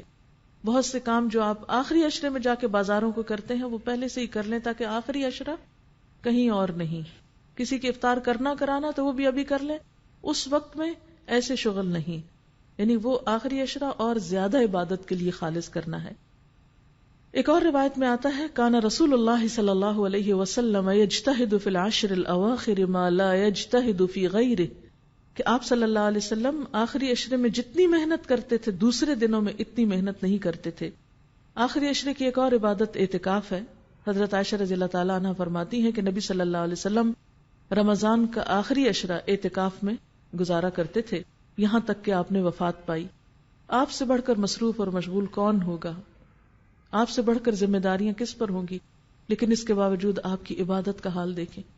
ہم ذرا بھی کوئی خدمت خلق کا یا کوئی اور کام کرنے لگتے ہیں تو ہم کہتے ہیں بہت تھک گئے، کون عبادت کرے، اللہ تعالیٰ اسی پہ بہت راضی ہیں کہ ہم بندوں کا خیال رکھ رہے ہیں۔ ٹھیک ہے، یہ بہت اچھی بات ہے، لیکن عبادت عبادت ہے، اور کچھ عبادتیں ایسی ہیں اس پر آپ کمپرومائز نہیں کر سکتے۔ تو آپ صلی اللہ علیہ وسلم آخری عشرہ ہر سال اعتکاف کرتے تھے۔ اب آپ میں سے عورتوں کے لیے یہ کام واقعی مشکل ہے، میں نہیں کہتی کہ آپ کریں، لیکن جس کے پاس موقع ہو یا جس کے لیے آسانی ہو، جس کے اوپر ایسی ذمہ داریاں نہ ہو چھوٹے بچوں کی یا کسی بیمار کی یا گھر میں کسی بزرگ کی یا کسی اور اسی طرح کی مثلا تعلیم دینے کی، اس صورت میں جس کے لیے موقع ہو وہ اعتکاف کرے۔ بخاری کی روایت میں آتا ہے کہ آپ اتنی پابندی سے اعتکاف فرماتے تھے کہ ایک مرتبہ آپ اعتکاف نہ بیٹھ سکے تو آپ نے شوال کے آخری 10 دن اعتکاف فرمایا۔ اور اعتکاف کرنے کے لیے کیا طریقہ ہے کہ اس میں انسان روزہ بھی رکھے، تو جو لوگ روزہ نہ رکھے پھر وہ خالی اعتکاف نہیں کرتے ہوتے، یعنی مسنون اعتکاف میں روزہ بھی لازم ہے۔ اور اسی طرح یہ ہے کہ اس میں دنیا کے کام نہیں آپ کر سکتے کہ آپ کسی جنازے میں شریک ہونے کو جا رہے ہیں یا آپ بازار جا رہے ہیں یا آپ اور ذمہ داریاں جو دنیا کی ہیں انہیں نبھا رہے ہیں۔ اس میں اعتکاف کی روح یہ ہے کہ تبتل الیہ تبتیلا، ہر چیز سے کٹ کر اللہ کی طرف راغب ہو جائے۔ پھر آخری عشرے میں لیلۃ القدر کی تلاش ہے۔ نبی صلی اللہ علیہ وسلم نے فرمایا، یہ جو مہینہ تم پر آیا ہے اس میں ایک رات ایسی ہے جو 1000 مہینوں سے بہتر ہے۔ جو شخص اس سے محروم رہا وہ ہر بھلائی سے محروم رہا۔ نیز فرمایا، لیلۃ القدر کی سعادت سے صرف بد نصیب ہی محروم کیا جاتا ہے۔ تو ظاہر بد نصیب ہے وہ جو اس کی طاق راتوں کو نہیں جاگے گا یا اس کو تلاش نہیں کرے گا۔ آپ نے فرمایا، من قام لیلۃ القدر ایمانا واحتسابا غفر له ما تقدم من ذنبه، جس نے شب قدر میں ایمان اور احتساب کے ساتھ یعنی ثواب کی نیت سے قیام کیا، اس کے پچھلے سارے گناہ معاف کر دیے جائیں گے۔ اس رات کی خاص دعا بھی سکھائی گئی ہے۔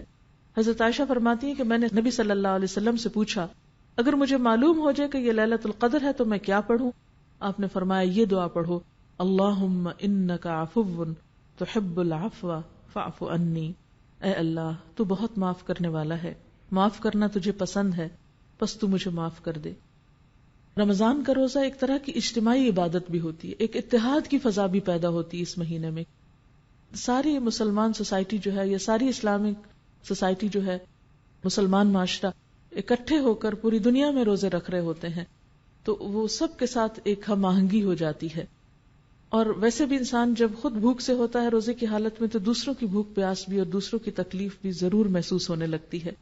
اس طرح روزہ نفس کا تزکیہ بھی کرتا ہے اور دوسری طرف انسانوں کی ضروریات کا احساس بھی دلاتا ہے. اور جس انسان کو دوسرے کی ضروریات کا احساس ہو گیا یقیناً اس کے دوسرے انسانوں کے ساتھ تعلقات بھی عمدہ ہو جائیں گے. تو باہمی تعلقات کو اچھا کرنے کا بھی ایک موقع ہے. اور دوسرے انسانوں میں سب سے نمبر 1 اپنے رشتہ دار آتے ہیں، کیونکہ آپ میں سے بہت سے لوگ ایسے ہیں جنہیں اللہ نے کچھ دے رکھا ہوگا لیکن ان کے اپنے ہی سگے بہن بھائی پائی پائی کو ترس رہے ہوں گے. ایسے لوگوں کو خاص طور پر اس مہینے میں یاد کیجئے، کیونکہ رشتہ داریوں میں جب مالی لحاظ سے بہت فرق ہو جاتا ہے تو بعض اوقات تعلقات بالکل ختم ہو کر رہ جاتے ہیں، کیونکہ ترسنے والوں کا ترسنا ہم سمجھ نہیں سکتے. روزہ جب اس میں بھوک کاٹتے ہیں تو ہمارے دل میں ایک احساس پیدا ہوتا ہے کہ جن لوگوں کے پاس وقت پر بھی کھانے کو نہیں ان کا کیا حال ہوگا. اس لیے سب سے پہلے اپنے رشتہ داروں کو یاد کیجئے، پھر اس کے بعد مسکینوں کو، فقیروں کو، یتیموں کو، پھر اسی طرح اور جو بھی ضرورت مند ہیں ان کو، پھر اسی طرح فی سبیل اللہ، اللہ کے راستے میں، دین کی تبلیغ میں، صدقہ جاریہ کے کاموں میں، کیونکہ ایک درہم جو اللہ کے راستے میں خرچ کیا جاتا ہے وہ 700 گنا بڑھ جاتا ہے. کیونکہ دین کی تعلیم جب عام ہوتی ہے، لوگوں میں خیر پھیلتی ہے تو بہت سے لوگ نیکی میں شریک ہو جاتے ہیں، بہت سے لوگ اپنے رشتہ داروں کا خیال رکھنے لگتے ہیں، معاشرے میں ایک عام خیر پھیلتی ہے. لیکن جب تک جہالت ہوتی ہے، لا علمی ہوتی ہے، لوگوں کو پتہ ہی نہیں ہوتا کرنا کیا ہے. اس لیے ایک حصہ تو غریبوں یتیموں کے لیے رکھیں، لیکن دوسری طرف کچھ نہ کچھ اپنا مال، چاہے معمولی ہو تھوڑا ہو، اس کام کے لیے بھی ضرور نکالیے کہ دنیا بھر میں دین کی تبلیغ اور اسلام کی تعلیم کا کام ہو. پھر اسی طرح یہ ہے کہ عام طور پر یہ سمجھا جاتا ہے کہ شاید پہننے والے زیور پہ زکوٰۃ نہیں. وہ حدیث معروف ہے جس میں ایک خاتون حضور صلی اللہ علیہ وسلم کے پاس آئیں، ان کے بیٹی کے ہاتھوں میں 2 کنگن تھے جو سونے کے تھے. تو آپ نے پوچھا کہ کیا تم ان کی زکوٰۃ ادا کرتی ہو؟ تو اس نے کہا کہ نہیں. تو آپ نے فرمایا کیا تم پسند کرو گی کہ تمہاری بیٹی کے ہاتھ میں قیامت کے دن آنکھ کے کنگن ہو؟ اس پر اس نے وہ اتارے اور کہا یہ اللہ اور اس کے رسول کے لیے جس کام میں چاہیں لگا دیں. پھر اور کرنے کا کام کیا ہے؟ آخری عشرے کا اہتمام. آخری عشرہ آپ صلی اللہ علیہ وسلم کا طریقہ کیا ہوتا تھا کہ جب آخری عشرہ آ جاتا تھا تو آپ راتوں کو خود بھی اٹھتے تھے اور اپنے گھر والوں کو بھی اٹھاتے تھے. اور آپ رمضان کی آخری راتوں میں بہت زیادہ سخاوت کرنے والے ہوتے تھے. یعنی رمضان میں ویسے بھی آپ سخاوت کرتے تھے لیکن آخری راتوں میں خاص طور پر جب آپ جبریل علیہ السلام سے ملاقات کرتے تھے. حدیث میں آتا ہے کہ آپ تیز ہوا سے بڑھ کر سخی ہو جاتے تھے جب آپ جبریل سے ملاقات کرتے تھے. تو اس حدیث کو پڑھ کے میں سوچ رہی تھی کہ اچھے لوگوں کی ملاقات سے واقعی انسان کے اندر اتنا نیکی کا شوق آتا ہے کہ وہ عام نیکی کے کاموں کی نسبت یا عام رفتار کی نسبت کئی گنا زیادہ بڑھ جاتا ہے اپنی نیکی میں. تو اگر اللہ کے رسول صلی اللہ علیہ وسلم جبریل سے ملاقات کے بعد نیکی کے کاموں میں، خیر اور بھلائی کے کاموں میں تیز ہوا سے زیادہ تیز ہو جاتے تھے تو کیا یہ اصول ہمارے لیے نہیں کہ ہم نیکی کی مجلسوں میں حاضر ہوں، خیر اور بھلائی کے کاموں میں حاضر ہوں، اور پھر یہاں سے ہمارے کاموں کی رفتار یعنی نیک کاموں کی رفتار کئی گنا زیادہ تیز ہو جائے بنسبت اس کے کہ ہم ایک بے روح قسم کا رمضان گزاریں کہ ہاں مہینہ آ گیا ہے بس ٹھیک ہے روزہ رکھنا ہے، روزہ رکھ لیں اور دن بھر ہم بیٹھے رہیں، کبھی ٹیلی ویژن دیکھیں، مختلف چینل بدلتے رہیں اور پھر روزہ رکھ کر بھی بے حیائی کے کاموں سے باز نہ آئیں. تو پھر اس سے آپ اندازہ کریں کہ ہمارا رمضان کس قسم کا رمضان ہو سکتا ہے. آخری راتوں میں لیلۃ القدر کی تلاش. پھر اس کے علاوہ ذکر، چلتے پھرتے اٹھتے بیٹھتے، کیونکہ آپ صلی اللہ علیہ وسلم نے فرمایا سب سے زیادہ اجر و ثواب والا روزہ اس کا ہے جس کے روزے میں ذکر الہی زیادہ ہے. اس لیے تسبیحات وغیرہ پڑھتے رہنا، چلتے پھرتے کام کاج کرتے. پھر اسی طرح حقوق العباد میں سے جہاں ہمدردی اور غمخواری کرنا ہے وہاں خاص طور پر آپ صلی اللہ علیہ وسلم نے افطار کرانے کا حکم دیا ہے اور اتنا ثواب بتایا ہے کہ جو کسی کا روزہ افطار کرائے گا اس کو اتنا اجر ملے گا جتنا روزے دار کو اجر ملے گا. یعنی روزہ رکھنے والے نے جتنا اجر کمایا، مثلا اگر آپ 100 لوگوں کا روزہ افطار کراتے ہیں تو آپ کو 100 روزوں کا ثواب مل گیا. جب ہم پڑھتے ہیں نا کہ رمضان میں ایک رات ایسی ہے جو 1000 مہینوں سے بہتر ہے، تو کبھی انسان سوچتا ہے کہ ایک تھوڑے وقت میں 1000 مہینوں جتنی نیکی کیسے کر سکتا ہے انسان. 1000 مہینے تو جیسے 83 ایئرز اور کچھ مہینے بنتے ہیں، اتنی تو ہماری عمر بھی نہیں ہوتی. لیکن اس مہینے میں اللہ تعالیٰ ایسے ایسے موقع فراہم کرتا ہے کہ یعنی ایک روزہ نہیں ہوتا ہمارا، یعنی روزہ بھی صرف ایک روزہ نہیں ہوتا. جب ہم افطار کراتے ہیں تو کئی روزوں کا اجر پا لیتے ہیں. اسی طرح جب ایک رات وہ جاگتے اور عبادت کرتے ہیں تو 1000 مہینوں کا اجر و ثواب پا لیتے ہیں. اس لیے خاص طور پر اس مہینے میں دوسروں کے ساتھ ہمدردی، غمخواری، اور خصوصی طور پر صرف ہمدردی اور غمخواری میں مال دینا یا کوئی اچھی بات کرنا ہی نہیں، بلکہ اپنی اذیتوں سے دوسروں کو محفوظ رکھنا بھی ضروری ہے. کیونکہ حضرت جابر سے روایت ہے کہ نبی صلی اللہ علیہ وسلم نے فرمایا، جب تو روزہ رکھے تو تیری آنکھ اور تیرے کان کا بھی روزہ ہونا چاہیے، اور زبان پر بھی کنٹرول ہونا چاہیے، جھوٹ اور حرام چیزوں سے بھی بچنا چاہیے، پڑوسی کو تکلیف نہیں دینی چاہیے، اور تجھ پر وقار اور اطمینان ہو، اور اپنے روزے کے دنوں کو دوسرے دنوں کے برابر نہ کرو. یعنی روزے اس طرح نہ گزرے کہ جیسے عام دنوں میں ہم رہتے ہیں، بلکہ روزے کا دن اور عام دنوں میں فرق ہونا چاہیے.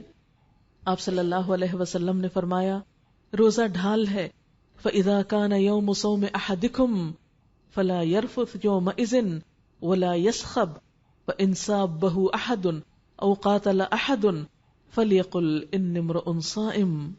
روزہ ڈھال ہے، جب کسی کا روزہ ہو تو اسے چاہیے کہ نہ تو گالی گلوچ کرے، نہ بےہودہ کلام کرے. اگر کوئی اس سے لڑائی کرے تو کہہ دے کہ میں روزے سے ہوں، اور لڑنا چھوڑ دے.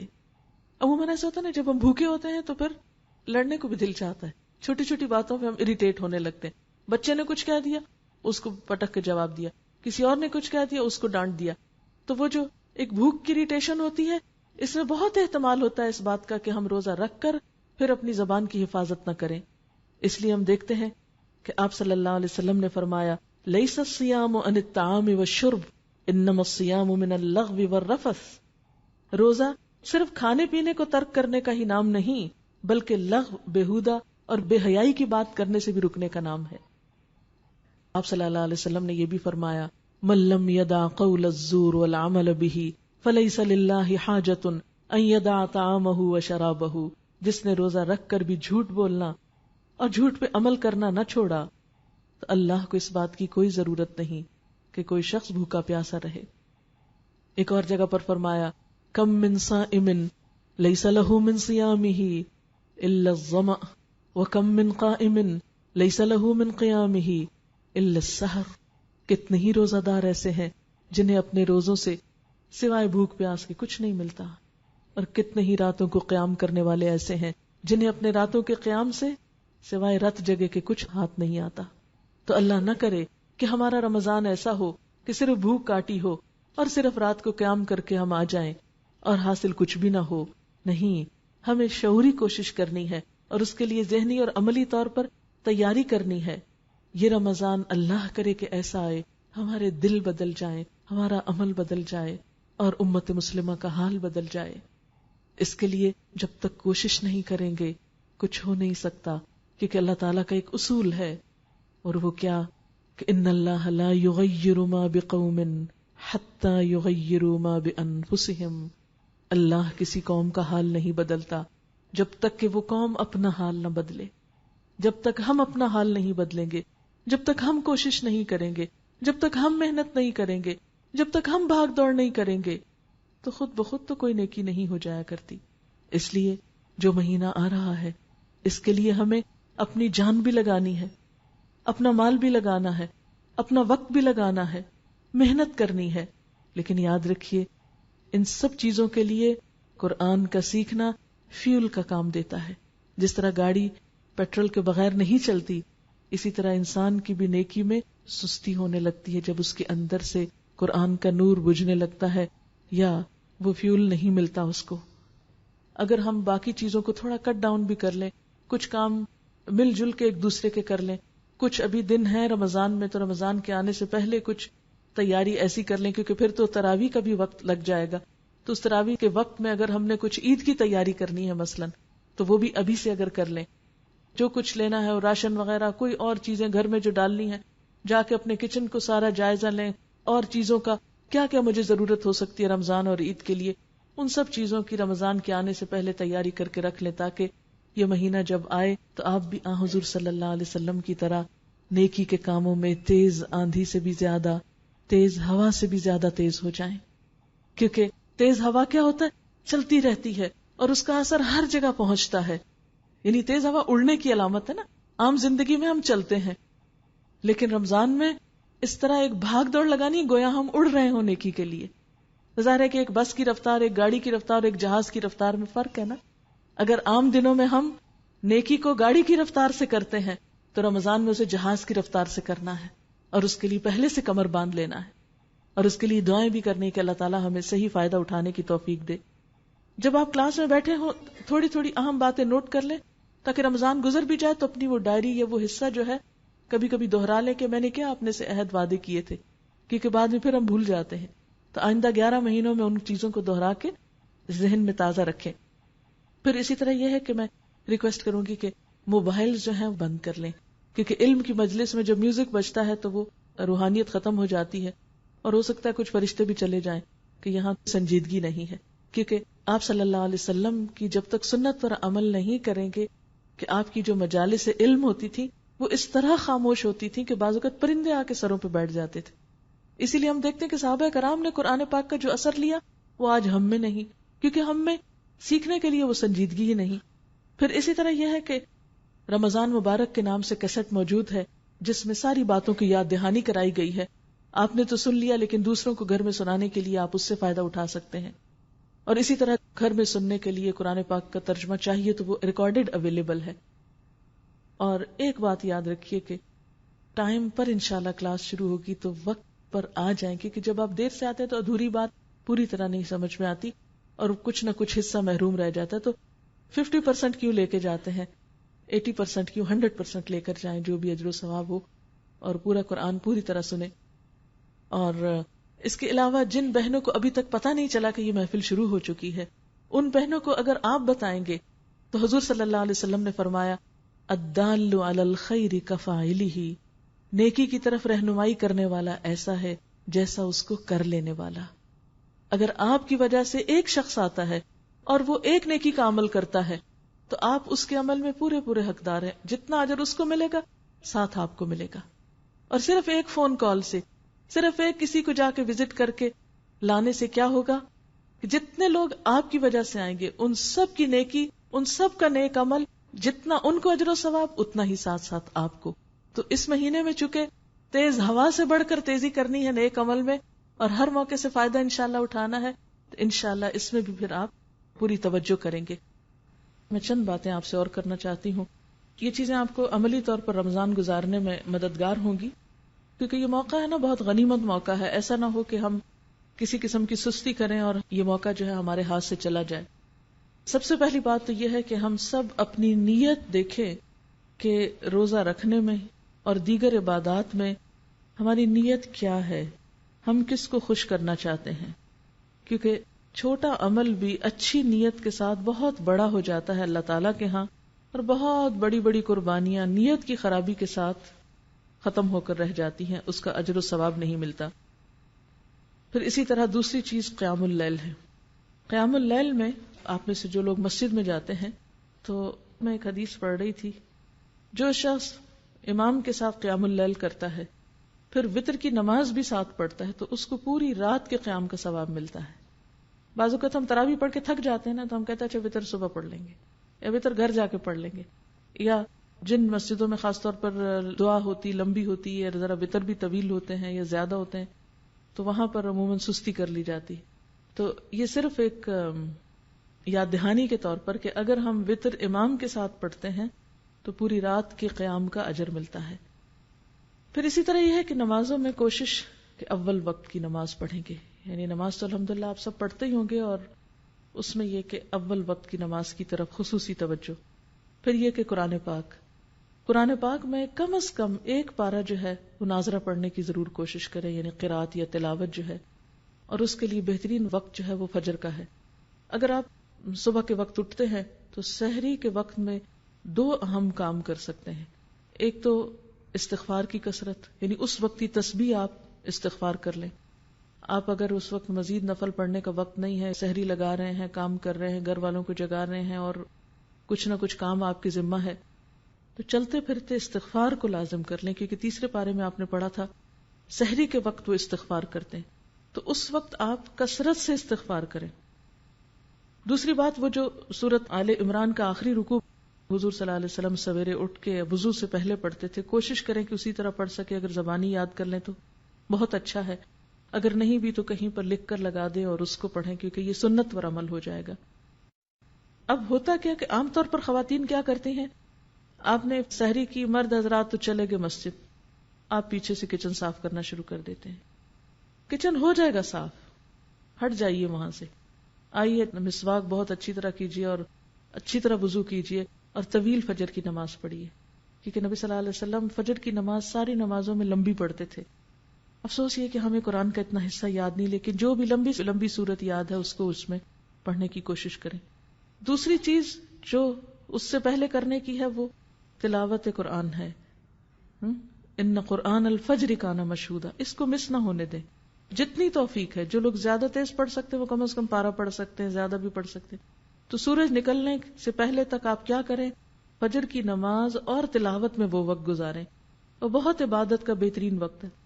پھر اس سے پہلے کہ سورج طلوع ہو آپ کیا کریں، صبح شام کی دعائیں جو ہیں مسنون اذکار وہ کر لیں. صبح شام کے مسنون اذکار یعنی وہ دعائیں جو نبی صلی اللہ علیہ وسلم صبح شام پڑھا کرتے تھے، آپ مسنون دعاؤں کی کسی بھی کتاب سے لے سکتے ہیں. اس سلسلے میں ایک کتاب وَإِيَّاكَ نَسْتَعِينُ کے نام سے الہدا سے شائع کی گئی ہے. اس میں ان دعاؤں کی سند، فضیلت، پڑھنے کا طریقہ اور اردو اور انگریزی ترجمہ بھی موجود ہے. تو اگر زبانی نہیں آ تو آپ دیکھ کر پڑھ لیں. پھر کیا ہے کہ سورج نکل آیا، اگر اس وقت آپ تھوڑا سا اور انتظار کر لیں یہ ذکر اذکار کر کے، تو 2 نفل جو ہیں وہ پڑھ کے پھر آپ اٹھے. لیکن اگر بیچ میں آپ کو بچوں کو اسکول بھیجنا ہے یا کوئی اور کام کرنا ہے تو آپ وہ کام کر سکتے ہیں، کر کے آ کے 2 نفل ضرور پڑھ لیں، کیونکہ وہ جو 2 نفل ہیں وہ دن بھر کے لیے کافی ہیں. آپ کو اللہ تعالیٰ بہت سے آپ کے کام اپنے ذمے لے لے گا. اس کے بعد پھر تھوڑی سی ہلکی سی دعا کر کے پھر آپ کچن میں چلے جائیں. اب آپ دیکھیں گے، اب آپ جو کچن میں جائیں گے برکت بھی ہوگی، راحت ہوگی، دل کی عجیب خوشی ہوگی. لیکن جب ہم دنیا کے کاموں کو ترجیح دیتے ہیں اور عبادات کو پس پش ڈالتے ہیں، پہلے وہ پکانے کھانے میں لگے رہے، پھر سنبھالنے میں لگے رہے، پھر جب نماز کو وہ سورج نکلنے والا ہو گیا جلدی جلدی نماز پڑھی، اس نماز میں کوئی لذت نہیں. پھر اتنے میں بچے جاگ گئے، کوئی اور کام ہو گیا، پھر ان میں لگ گئے، پھر قرآن پڑھنا رہ گیا. کیونکہ مجھے معلوم ہے کہ اس وقت اپنے آپ کو کاموں میں سے، کیونکہ انسان کہتا ہے یہ تھوڑا سا جلدی سے سمیٹ لو بس پھر میں فارغ ادھر سے ہو جائیں گے، چھوڑیے اس کو، پہلے ادھر سے فارغ ہوئیے. پھر اس کے بعد آپ اپنا آرام سے جو بھی کچن وچن سنبھالنا ہے، جو کرنا ہے، پھر اس کے بعد آپ یہاں آنے کی تیاری کر سکتے ہیں. اور اگر آپ کے پاس کچھ اور وقت بیچ میں ہے، ہر ایک کی چونکہ مصروفیات فرق ہیں، اس لیے میں تھوڑا سا یہ ٹپس دے رہی ہوں آپ کو. ہو سکتا ہے آپ تو اس سے بہتر پروگرام رکھتے ہوں، لیکن شاید میرے جیسوں کو کچھ ضرورت ہو اپنے آپ کو روٹین میں اس طرح لانے کی، تو آپ کوئی کتاب پڑھ سکتے ہیں یا ذکر اذکار چلتے پھرتے کر سکتے ہیں. گھر کو سمیٹ سنبھال لیجیے، پھر آپ آ جائیے، پھر آپ یہاں قرآن پاک سنتے ہیں. کیونکہ علم کے رستے پر ایک ایک قدم جو انسان نکل کر آتا ہے اس کا بے پناہ اجر ہے، اور مل بیٹھ کے جو ہم پڑھتے ہیں اس کی ایک اور ہی برکت ہے. اور پھر اس کے بعد آپ یہاں اگر کوشش کریں ظہر کی نماز پڑھ کر جائیں، اگر یہاں نہیں تو گھر جا کر فوراً ہی پھر آپ ظہر کی نماز پڑھیں. اور پھر اس کے بعد یہ ہے کہ اگر آرام کرنا ہے کچھ دیر آرام کر لیں تاکہ پھر شام کی عبادت جو ہے رات کی اچھی ہو. تو پھر اس کے بعد ہر ایک اپنے اپنے روٹین کا کام کر سکتا ہے. پھر خاص طور پر افطار کے قریب جو ہے وہ تھوڑا سا اپنے آپ کو روحانیت کی طرف پھر لائیں، افطاری لگا لیں، کر لیں جو بھی کرنا ہے. 5 منٹ دیں، 3 منٹ دیں، 2 منٹ دیں، 10 منٹ دیں، حسب توفیق جو کسی کو اویلیبل ہے. کہیں پر بھی ہیں آپ، اپنے گھر میں یا کہیں افطار کرنے گئے ہیں یا کوئی آپ کی طرف آیا ہے یا آپ کسی گاڑی میں بیٹھے ہوئے ہیں، افطار سے پہلے کے چند لمحے انتہائی قیمتی ہیں. دعاؤں کی قبولیت کا وقت ہے، اس میں پھر دعا کی طرف رجوع کریں. اور جو دعاؤں کی کتاب جیسے قرآنی اور مسنون اذکار کی کتاب اگر آپ کے پاس ہو تو اس میں سے اگر آپ ساری پڑھ لیں تو پڑھ لیں، ساری نہیں پڑھ سکتے تو 5-7 پڑھ لیں، پھر اگلے دن اگلی 5-7، جتنا جس کو توفیق ہے. ہر ایک کے حالات ایک جیسے نہیں، کچھ کے بچے بہت چھوٹے ہوتے ہیں، کچھ لوگ ہر چیز سے فارغ ہوتے ہیں. اب جن کے پاس جتنی فراغت ہے اتنا ان کا حساب ہے، تو وہ اتنا زیادہ آپ توجہ ادھر کر لیں. اور پھر اس کے بعد یہ ہے کہ افطار کرنے کے بعد پھر اپنے آپ کو تازہ دم کریں کہ آپ قیام اللیل کر سکیں، اور وتر ساتھ اس کے پڑھیں تو اس سے پوری رات کا قیام جو ہے اس کا اجر ملے گا. اس کے علاوہ ہر ایک کی اپنی اپنی روٹین ہے، اور بیچ میں جو اوقات آپ کو اور کاموں کے لیے ملتے ہیں، مثلا اگر کسی مریض کی عادت کرنا ہے یا اور تو اس کو بھی آپ دیکھ سکتے ہیں. لیکن سوشلائزنگ سے پرہیز کریں اس مہینے میں، صحابہ کرام کا طریقہ یہ ہوتا تھا کہ وہ اجنبی ہو جاتے تھے رمضان میں، میل ملاقاتیں چھوڑ دیتے تھے، الا یہ کہ کوئی بیمار کی عادت ہو یا کسی مسکین کا خیال کرنا ہو یا کوئی اور ایسا ہی کسی کی خدمت کا کام ہو. لیکن افسوس کہ ہم مسلمانوں کے کلچر میں کیا ہوا کہ وہ اصل جو سنتیں تھیں وہ رہ گئیں اور کچھ اور چیزیں آ گئیں. یوں لگتا ہے کہ جیسے یہ میل ملاقات کا مہینہ ہے، یا افطاریوں پہ جا رہے ہیں یا بلا رہے ہیں یا رات بھر جاگ رہے ہیں، گپ شپ ہو رہی ہے، ایک رونق میلہ ہے. تو ان چیزوں کو کٹ ڈاؤن کر کے اپنے ایمان کی تجدید، اپنی عبادت میں روٹین میں لانے کی اللہ تعالیٰ نے یہ ایک ٹریننگ کا مہینہ دیا ہے، جس میں ہم زیادہ سے زیادہ اللہ تعالیٰ کی طرف رجوع کر سکتے ہیں. یہی کام آپ شوال میں کریں، کسی اور مہینے میں کریں، وہ اجر و ثواب اور برکت نہیں پائیں گے جو اس مہینے میں ہوگی، کہ اس میں اول عشرہ جو ہے رحمت کا عشرہ ہے، پھر بخشش کا عشرہ ہے. تو ان چیزوں سے آپ نے خوب فائدہ اٹھانا ہے. اسی طرح رمضان میں ذاتی عبادات پر توجہ دینے کے علاوہ حقوق العباد کی ادائیگی کا خیال رکھنا بھی ضروری ہے، کیونکہ رسول اللہ صلی اللہ علیہ وسلم نے اس مہینے کو شہر المواسات کہا ہے کہ یہ ایک دوسرے سے غمخواری کرنے کا مہینہ ہے. گویا رمضان مبارک حقوق العباد کی طرف توجہ دینے کا مہینہ بھی ہے. رمضان کا روزہ ایک اجتماعی عبادت ہے جو مسلمانوں میں باہم اتحاد کی فضا پیدا کرتا ہے. روزے کی وجہ سے جب بندہ خود بھوک محسوس کرتا ہے تو دوسروں کی بھوک اس کو زیادہ بہتر طور پر محسوس ہو سکتی ہے. روزہ جہاں انسانی نفس کا تزکیہ کرتا ہے، وہاں انسانوں کے باہمی تعلقات کو بھی بہتر بنانے کی فضا مہیا کرتا ہے. اور ہمارا دین تو ہمیں سب کے ساتھ خیرخواہی کرنے کا پیغام دیتا ہے، جیسے آپ صلی اللہ علیہ وسلم نے فرمایا، مسلمان کا بھائی ہے، نہ اس پہ ظلم کرتا ہے، نہ اس کی مدد چھوڑتا ہے. جو اپنے بھائی کی حاجت پوری کرنے میں لگا ہو، اللہ اس کی حاجت پوری فرمانے میں لگا ہوتا ہے. اور جو کسی مسلمان کی پریشانی دور کرتا ہے، اللہ تعالیٰ اس کی وجہ سے اس کی قیامت کی پریشانیوں میں سے کوئی بڑی پریشانی دور کر دے گا. اور جس نے کسی مسلمان کی پردہ پوشی کی، اللہ تعالیٰ قیامت کے دن اس کی پردہ پوشی کرے گا. اسی طرح ایک اور حدیث میں آتا ہے کہ بیوہ عورت اور مسکین کی خبرگیری کرنے والا اللہ کی راہ میں سعی کرنے والے کی مانند ہے. یعنی خاص طور پر بیواؤں اور حاجت مندوں کا خیال کرنا ہے، ان کی ضروریات پوری کرنا ہے. آپ صلی اللہ علیہ وسلم نے فرمایا، بیوہ اور مسکین کی خبرگیری کرنے والا اس شب بیدار شخص کی مانند ہے جو عبادت اور شب بیداری میں سستی نہیں کرتا، اور اس روزہ دار کی مانند ہے جو دن کو کبھی افطار نہیں کرتا. آپ صلی اللہ علیہ وسلم نے فرمایا، وہ شخص کامل مومن نہیں جو پیٹ بھر کر کھائے اور اس کا ہمسایہ اس کے بازو میں بھوکا رہے. یعنی اپنے آس پاس دائیں بائیں، اپنی بلڈنگ میں، اپنے ایریے میں دیکھے کہ کوئی اور ضرورت مند تو نہیں، کون کس حال میں ہے. آپ صلی اللہ علیہ وسلم نے فرمایا، آگ سے بچو، چاہے کھجور کے ایک ٹکڑے سے ہی ممکن کیوں نہ ہو. یعنی اگر ایک کھجور تک بھی آپ تقسیم کر سکتے ہیں تو اس کا بھی اہتمام کرنا چاہیے. پھر اسی طرح روزہ افطار کرنا. آپ نے فرمایا، جس نے کسی روزہ دار کا روزہ کھلوایا یا کسی مجاہد کو تیار کیا تو اس کے لیے بھی اس کی مثل اجر ہے. یعنی روزہ رکھنے والے کے روزے کا اور جہاد کرنے والے کے جہاد کا. پھر اسی طرح بیمار کی عیادت. یعنی رمضان کے مہینے میں عام ملاقاتوں کی نسبت ضرورت کی ملاقاتیں باقی رہنی چاہیے، اور اس میں خاص طور پر اگر کوئی بیمار ہو. پھر حقوق العباد کی ادائیگی میں دوسروں کا خیال رکھنے کے علاوہ اہم ترین چیز یہ ہے کہ اگر ہم کسی کے لیے کچھ نہیں کر سکتے، نہیں ہے ہم میں ہمت توفیق، ہم صرف اپنا روزہ لے کر بیٹھے ہوئے ہیں، تو کم از کم ان کو اذیتوں سے بچائیں. کسی کو دکھ تو نہ دیں، کسی کو خوشی نہیں دے سکتے نہ دیں، لیکن کامیاب ہے وہ شخص جو دوسروں کو اپنی تکلیف اور اذیت سے محفوظ رکھتا ہے. المسلم من سلم المسلمون من لسانہ و یدہ. مسلمان وہ ہے جو اپنی زبان اور اپنے ہاتھ سے دوسروں کو محفوظ رکھے. اور پھر ایک دوسرے کی جان اور مال اور عزت کا احترام. کل المسلم علی المسلم حرام دمہ ومالہ وعرضہ. ہر مسلمان پر دوسرے مسلمان کا خون، مال اور عزت حرام ہے. اور روزے میں اس کی تربیت اور بہتر طور پر ہو سکتی ہے، کیونکہ زبان کو جھوٹ سے، چغلی سے، ہر چیز آپ کو بچانا ہے.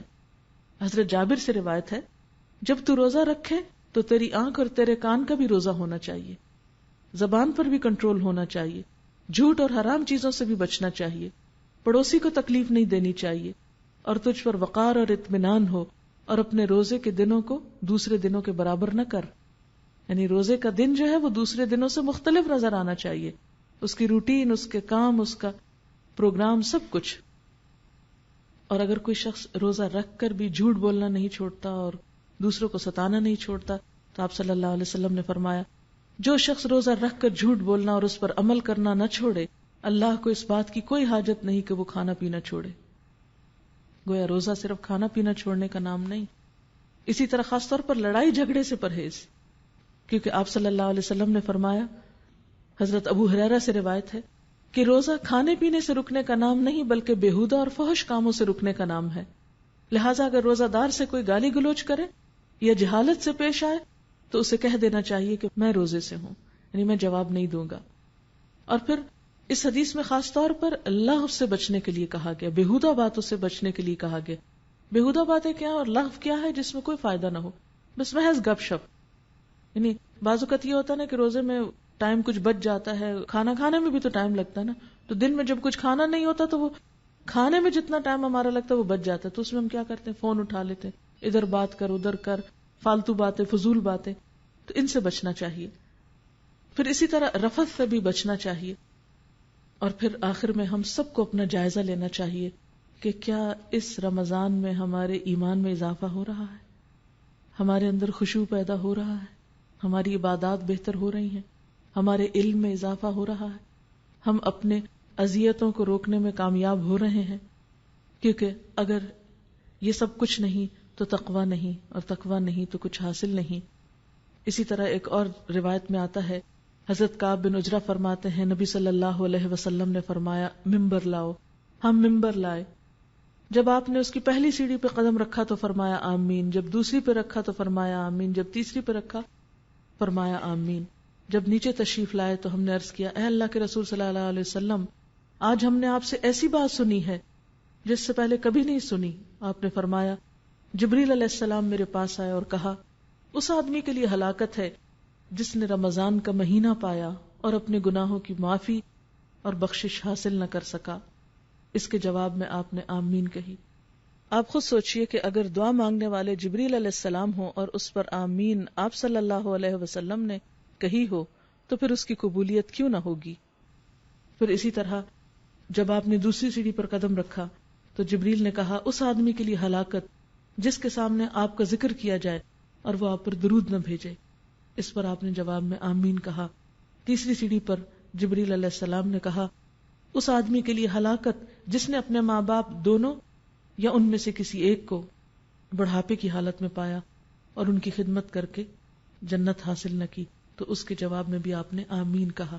گویا ہم سب کو اپنا اپنا احتساب خود کرنا ہے، اپنا اپنا جائزہ خود لینا ہے اور کوشش کر کے ایسے کام کرنے ہیں کہ جو ہماری بخشش کا سبب بنے.